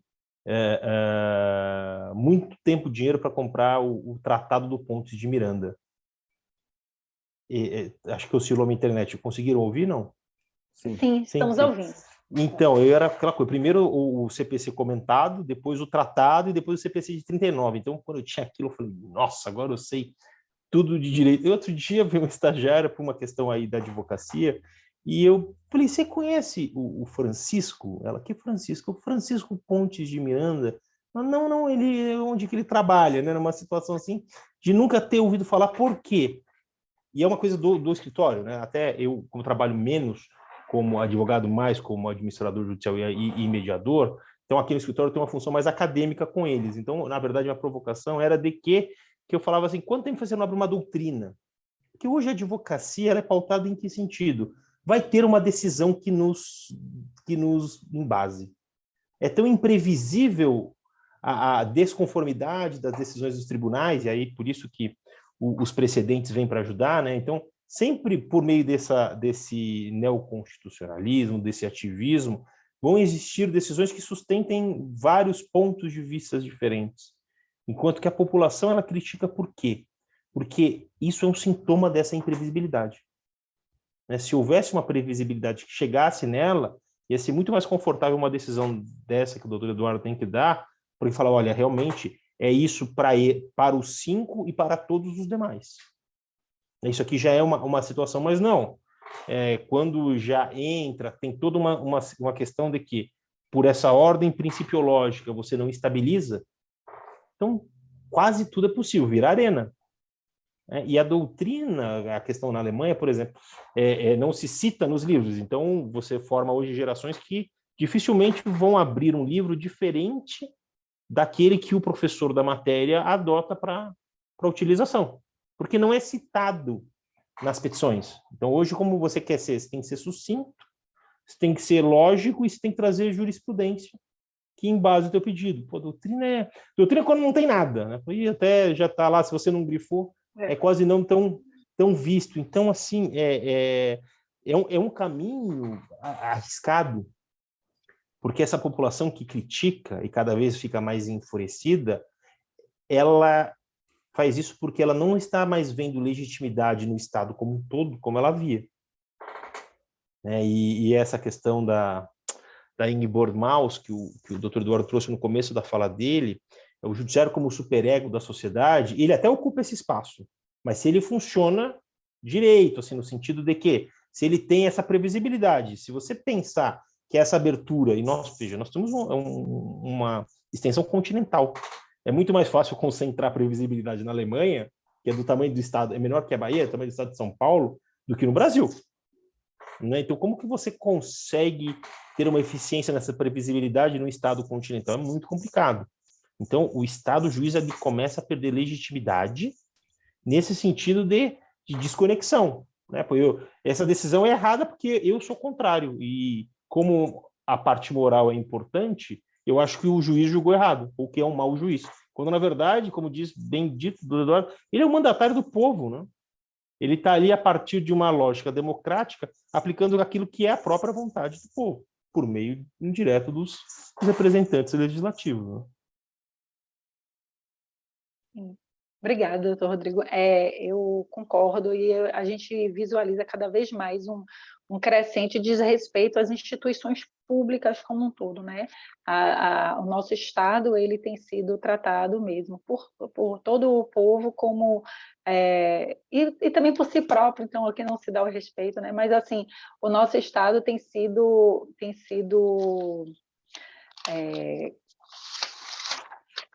todas as nossas instituições têm sido questionadas. A gente passou por um processo na história do constitucionalismo de superação do executivo, depois nós viemos de superação do legislativo, e agora a gente está em um período muito complicado para a magistratura, que a gente verifica, e para a advocacia também, eu imagino, que a gente começa a perceber de forma muito clara os sinais da erosão do respeito ao poder judiciário como era, o juiz que poderia de alguma forma, personificar a entidade do Estado que iria trazer justiça. Então, o juiz que era para ser mesmo uma personificação positiva do Estado, a gente percebe que tem sido alvo das maiores críticas, e por um motivo ou por outro, a gente não vai entrar nessas críticas, né? A gente abriu espaço para isso, sim, e agora cabe a nós também, na minha opinião, eu acho que a gente, utilizando os espaços que nós temos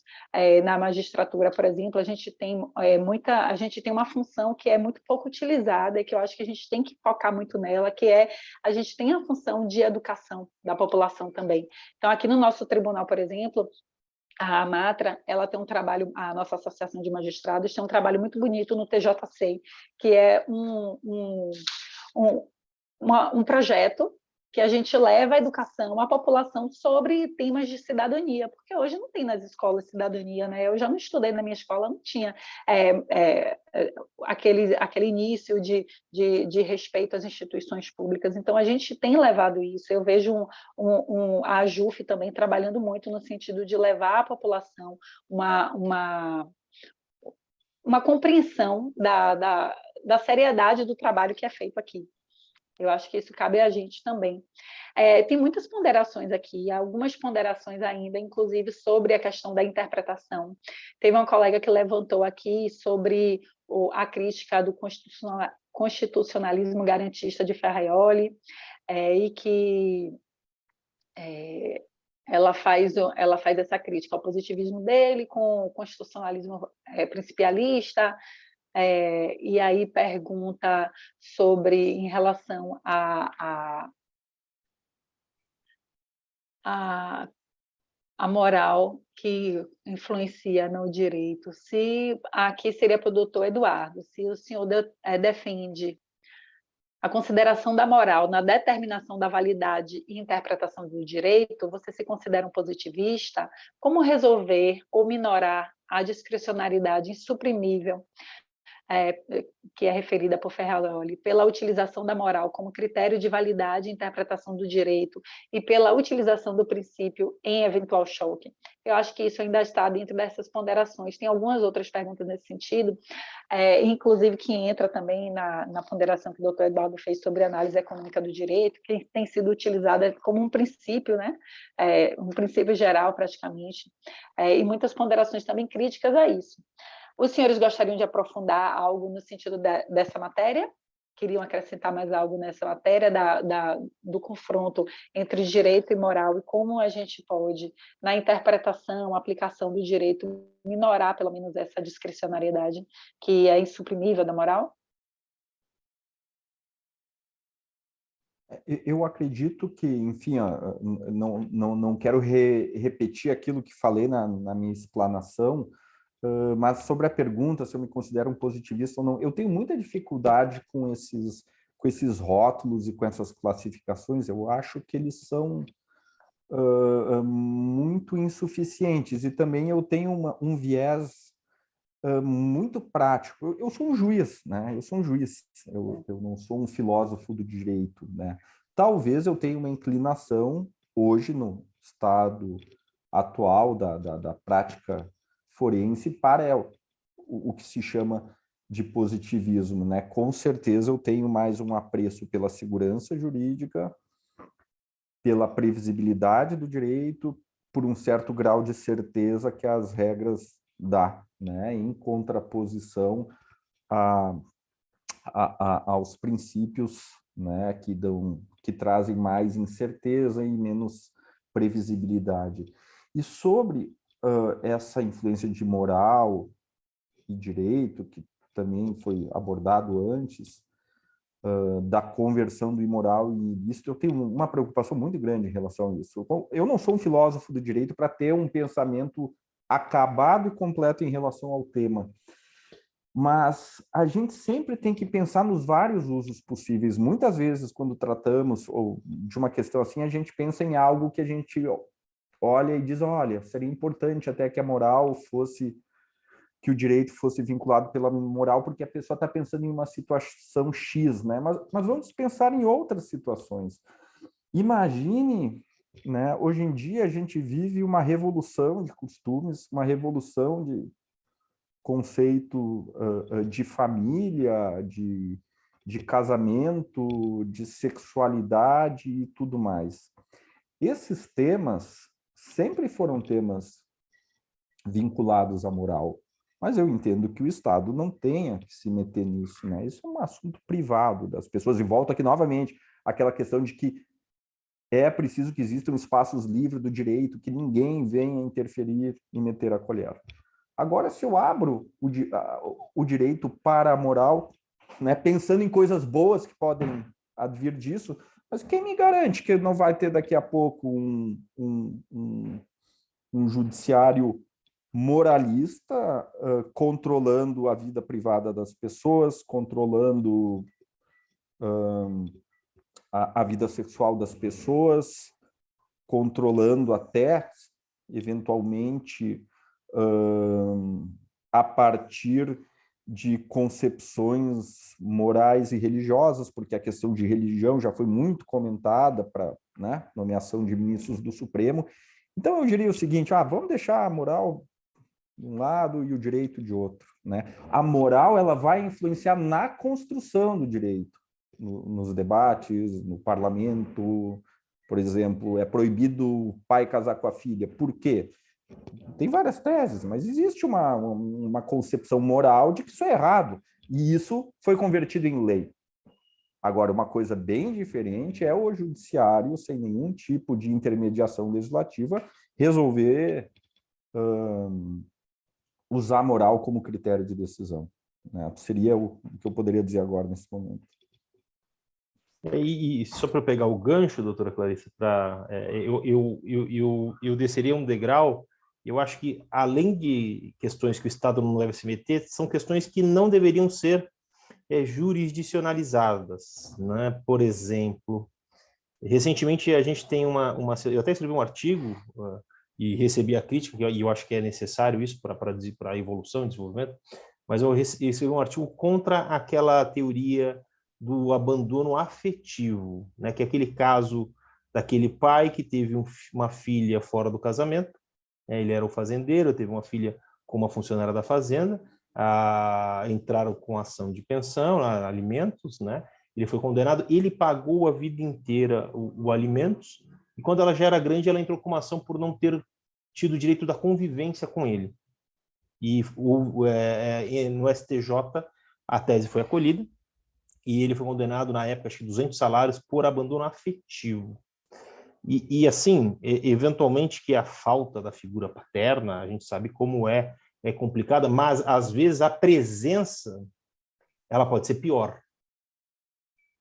O afeto ser monetizado por uma reparação de dano, ele é algo que, por exemplo, talvez vá nesse sentido que o Dr. Eduardo tenha dito e que eu também entendo. Muitas vezes é melhor uma ausência ou, às vezes, até uma incapacidade, né? E até no artigo que eu escrevi,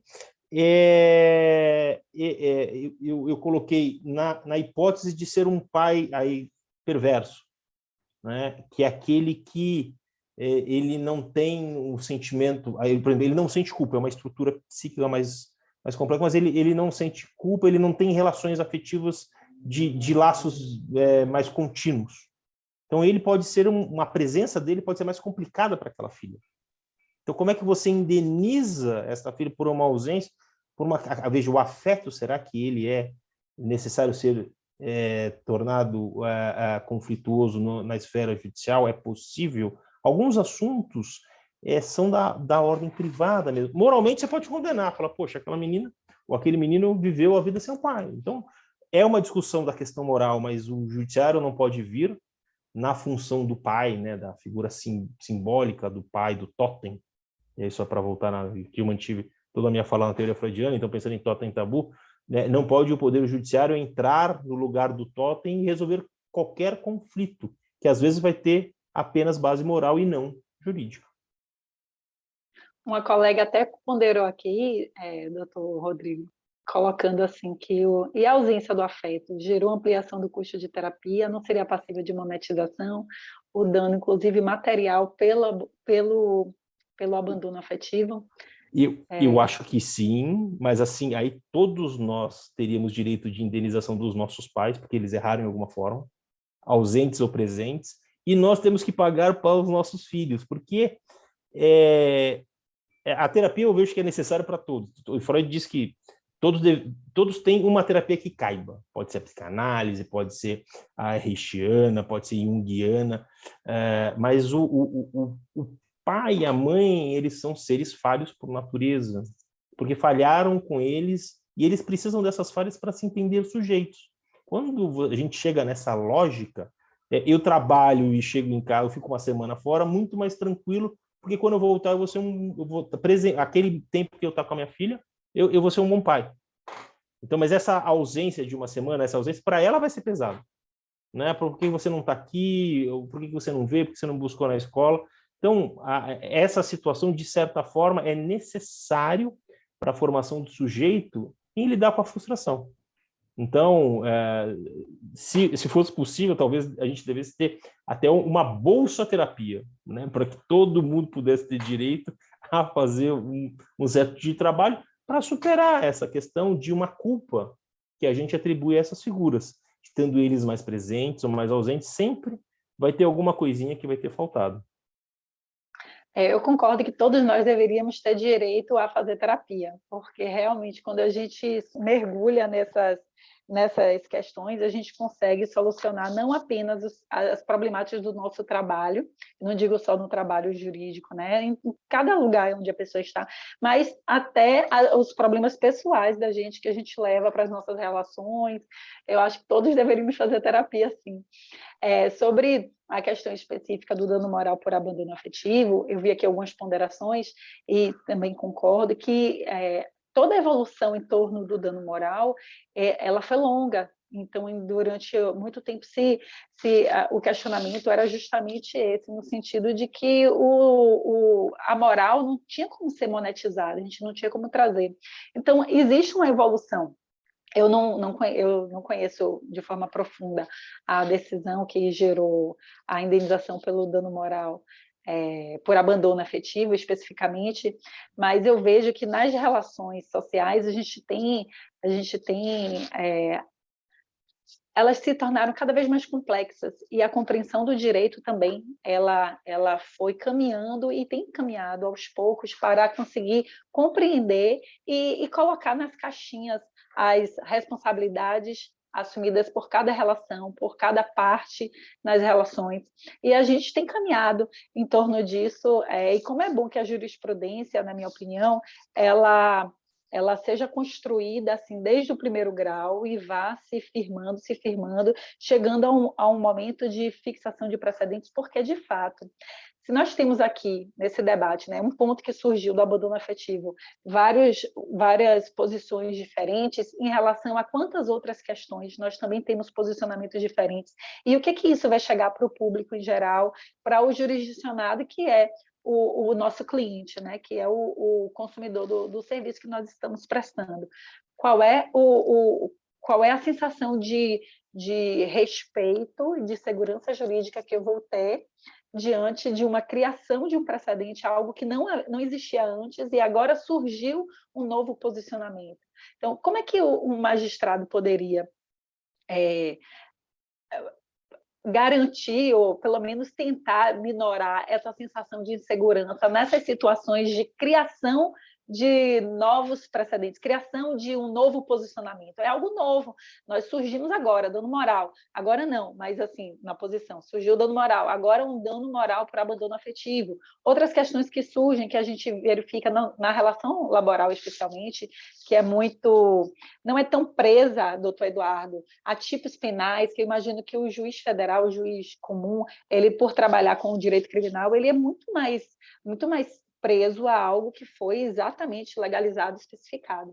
Mas a gente, na Justiça do Trabalho, a gente tem debates, questões um pouco mais amplas, que envolvem efetivamente a monetização dos acontecimentos, dos fatos e das relações. Basicamente, se resume a isso no final das contas. Então, como é que a gente poderia, no desenvolvimento diante da sociedade que se constrói, se refina, né? A gente tem a uberização agora, as decisões sobre as relações novas de quarteirização que surgiram e que têm surgido relações cada vez que a gente nem consegue pensar que poderiam criar. E agora as decisões elas têm que estar enfrentando essas novas relações. Como é que a gente pode conferir algum tipo de segurança jurídica para a sociedade, trazer legitimidade para as nossas decisões, como uma forma de demonstrar, inclusive, que nós conseguimos extrair os nossos vieses interpretativos, ou pelo menos entrar naquele estado mínimo de imparcialidade? Como é que a gente pode demonstrar isso? Seria uma questão que eu acho que seria interessante, se os senhores pudessem trazer alguma luz.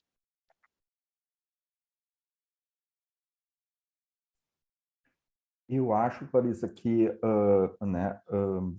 são duas questões distintas que deveriam ser tratadas distintamente. Uma, né, que a crítica que eu fiz, digamos assim, uma crítica à criatividade judicial quando ela interfere em temas já conhecidos e que já existe alguma regulamentação boa ou ruim, né?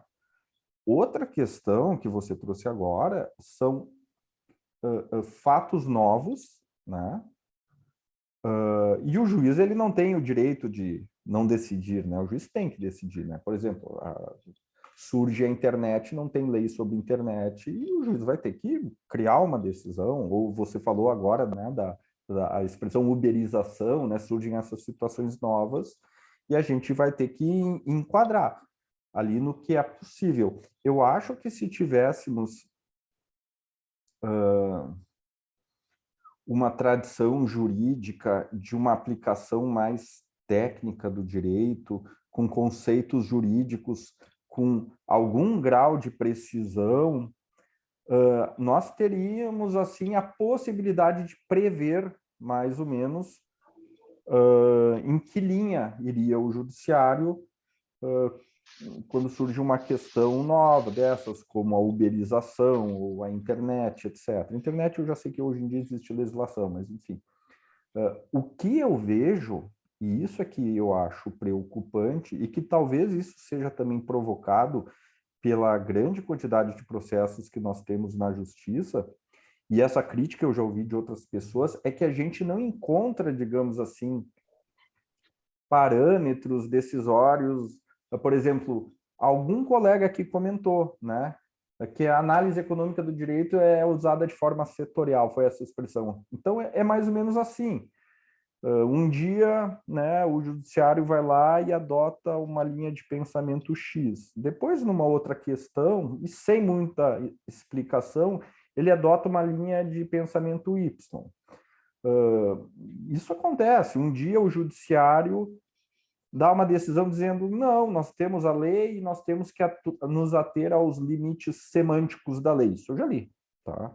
Aí no outro dia nós temos uma norma da Constituição que diz o seguinte, que a Câmara e o Senado se reunirão para escolher a sua mesa diretora por mandato de 2 anos vedada a recondução. É isso que está na lei. Mandato de 2 anos vedada a recondução. E nós temos 5 votos no Supremo dizendo que pode recondução, porque isso, porque aquilo, porque não sei o quê. Ou seja, cadê o limite semântico da lei? Então, talvez, né, se eu bem entendi a tua questão, era como ter algum tipo de previsibilidade para essas questões novas que vão surgindo, seria com um judiciário que fosse muito criterioso e que adotasse formas de interpretação, definisse, nós interpretamos o direito dessa forma e não vamos interpretar o direito dessa forma em tais e tais e tais situações. E me parece, pelo pouco que eu conheço, que a Suprema Corte dos Estados Unidos ela faz isso. Eles fazem questão de dizer, olha, a gente tem uma linha de pensamento assim, mas nesse tipo de caso nós não vamos adotar, a linha de pensamento vai ser um pouco diferente por isso. Eles têm uma espécie de consideração com as expectativas do jurisdicionado, né, dos operadores do direito, e explicam quando estão mudando, por que estão mudando, se essa mudança vale para todos os casos ou só para um tipo de caso novo. E nós aqui não temos isso, né? Então, acho muito difícil que haja previsibilidade dessa forma. E assim, o doutor Rodrigo, sobre isso, algum tipo de como é que a gente poderia proferir esse tipo de decisão nessas situações de novos precedentes, novas situações sendo colocadas a julgamento, de modo a, de alguma forma, demonstrar ou trazer uma sensação de segurança jurídica para demonstrar que estamos no estado de imparcialidade mínima ou que estamos dentro da linhagem dos precedentes? Qual seria a sua opinião?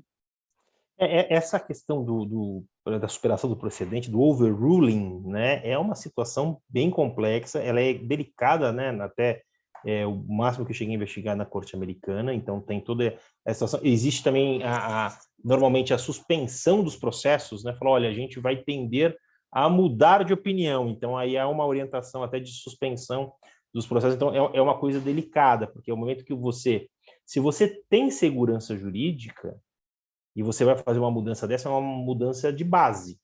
Então, você precisa fazer isso com um tato diferenciado, né? Então, a questão de superar...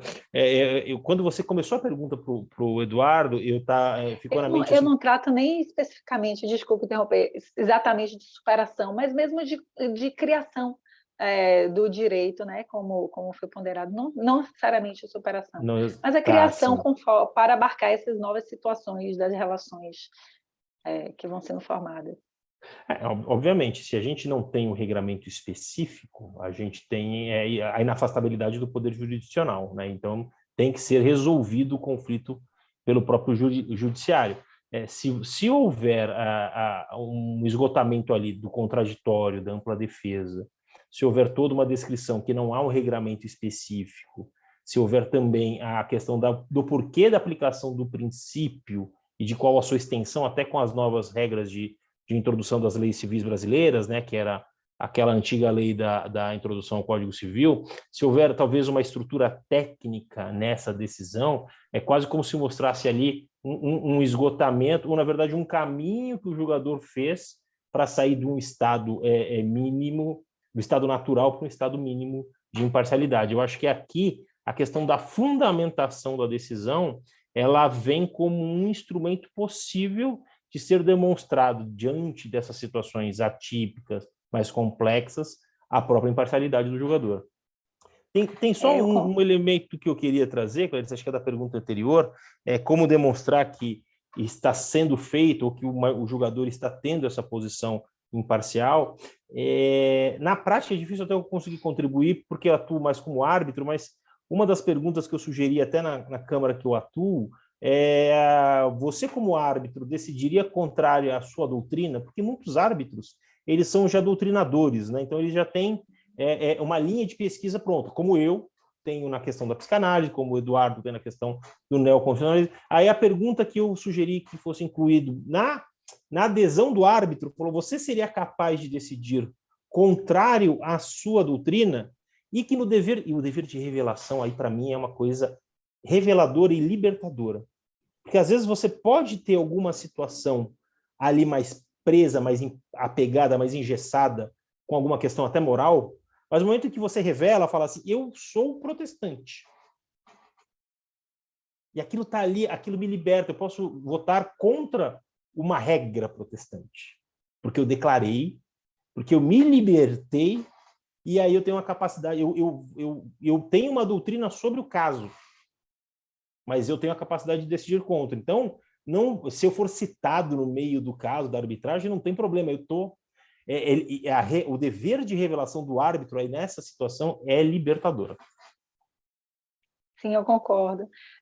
Concordo mesmo com o dever de revelação, inclusive, eu acredito que eu verifico na utilização, inclusive pelo juiz, depois da instrução, depois de tudo acabado, no momento em que ele vai assumir aquele papel de mediador, eu acredito que esse dever de revelação, por experiência, eu verifico que ele é muito libertador e consegue trazer para as partes a sensação de que saíram de um ambiente, estão agora em outro e estão mergulhando num ambiente de mediação que se separa daquele de julgamento.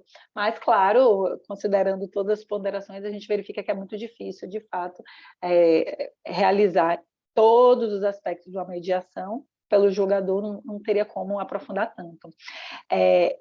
As ponderações dos doutores sobre como trazer a argumentação também, eu concordo, eu acredito que quanto mais nós trouxermos uma argumentação, uma fundamentação ampla, e aí no meu posicionamento, eu gosto muito da teoria da ponderação dos princípios, porque pela teoria de Robert Alex, é quase que matemática, ele traz algo que, de alguma forma, a gente faz uma explanação passo a passo que, para o jurisdicionado que recebe aquela decisão, isso gera, existem dados já de pesquisa que gera uma maior aceitação, inclusive, das decisões, e isso reflete significativamente na execução, porque a gente não vai só proferir uma decisão, a gente tem que executar, e essa execução, ela se dá de forma muito mais efetiva quando ela é espontânea, e a espontaneidade da execução, o cumprimento espontâneo, ele vem não apenas de medidas intimidatórias, né? De colocar, se não cumprir, vai ter isso, vai ter aquilo. Não assim, mas ela vem do sentimento de que aquela decisão ela reflete uma justiça aplicada àquele caso. Então, a fundamentação, e na justiça do trabalho, eu vejo que nós somos muito felizes em um ponto que eu não conheço muito as demais decisões, né? Mas eu vejo que os colegas aqui, eles tentam sempre fundamentar de forma muito clara, como para um leigo. Eu busco isso nas minhas decisões, eu vejo isso nos colegas, que é uma forma de explicar o passo a passo, como foi que chegamos a isso daqui, alguém pode ler e, de alguma forma, se convencer. Mas, dito isso, eu gostaria de agradecer aos colegas, aos doutores Eduardo e doutor Rodrigo pelas palestras, foram muito elucidadoras e trouxeram muito, ampliaram muito o debate que já estava sendo feito nos demais dias. A gente estava discutindo muito sobre as questões dos vieses interpretativos da nossa culpa, ou a culpa do magistrado, nos debates que nós tivemos no dia de ontem, inclusive com o auxílio de psicanalistas, então, que nos auxiliaram justamente a identificar qual é o meu eu, como eu me separo do meu trabalho, aonde que o meu trabalho, ele, ao se misturar comigo, ele gera um esgotamento mental. Então, isso tem sido muito debatido, foi muito trazido durante essa semana judicial. E agradeço aos colegas pela participação intensa durante os debates. Eu sei que muitos fecham o vídeo, e eu queria explicar para os nossos debatedores, é nosso costume, porque nesse período de pandemia, a gente em casa, mas eles estavam participando assim ativamente, a gente percebe que os debates realmente deixaram todos querendo falar, e inclusive eu me senti especialmente privilegiada, porque me senti numa aula de mestrado em que eu tenho acesso aos meus doutores, que eu posso perguntar e eu posso estar aqui debatendo, foi especialmente engrandecedor para mim. Então, muito obrigada, doutores. Espero que aceitem os convites da nossa Escola Judicial para retornar, para que a gente possa, em algum outro momento, ampliar esses debates. Muito obrigada mesmo, doutor Eduardo e doutor Rodrigo. E aos colegas, a lista está aí no link para anotar a inscrição, só os colegas que não são do tribunal. Os colegas que são do tribunal, basta a sua inscrição no site e, no final da semana, fazer o registro reflexivo. Muito obrigada, doutor Eduardo. Obrigado. Agradeço ao convite, a manhã rica, a troca. Eu coloquei o julgado da Nancy do abandono aqui para os colegas, então até para aprofundamento, quem não conhecia, e conhecer o doutor Eduardo e a doutora Clarissa, muito obrigado pela troca. Da minha parte, foi uma enorme satisfação, muito obrigado, fui muito bem acolhido aí, gostei muito dos ensinamentos, do debate com o doutor Rodrigo e gostei muito também da mediação da doutora Clarissa, aí, que imagina se não tivesse esquecido, né? Aí seria melhor ainda. Me perdoa. Mas de improviso já foi excelente. Não foi improviso, não, estava tudo preparado. Agora eu tive que lembrar aqui minhas anotações.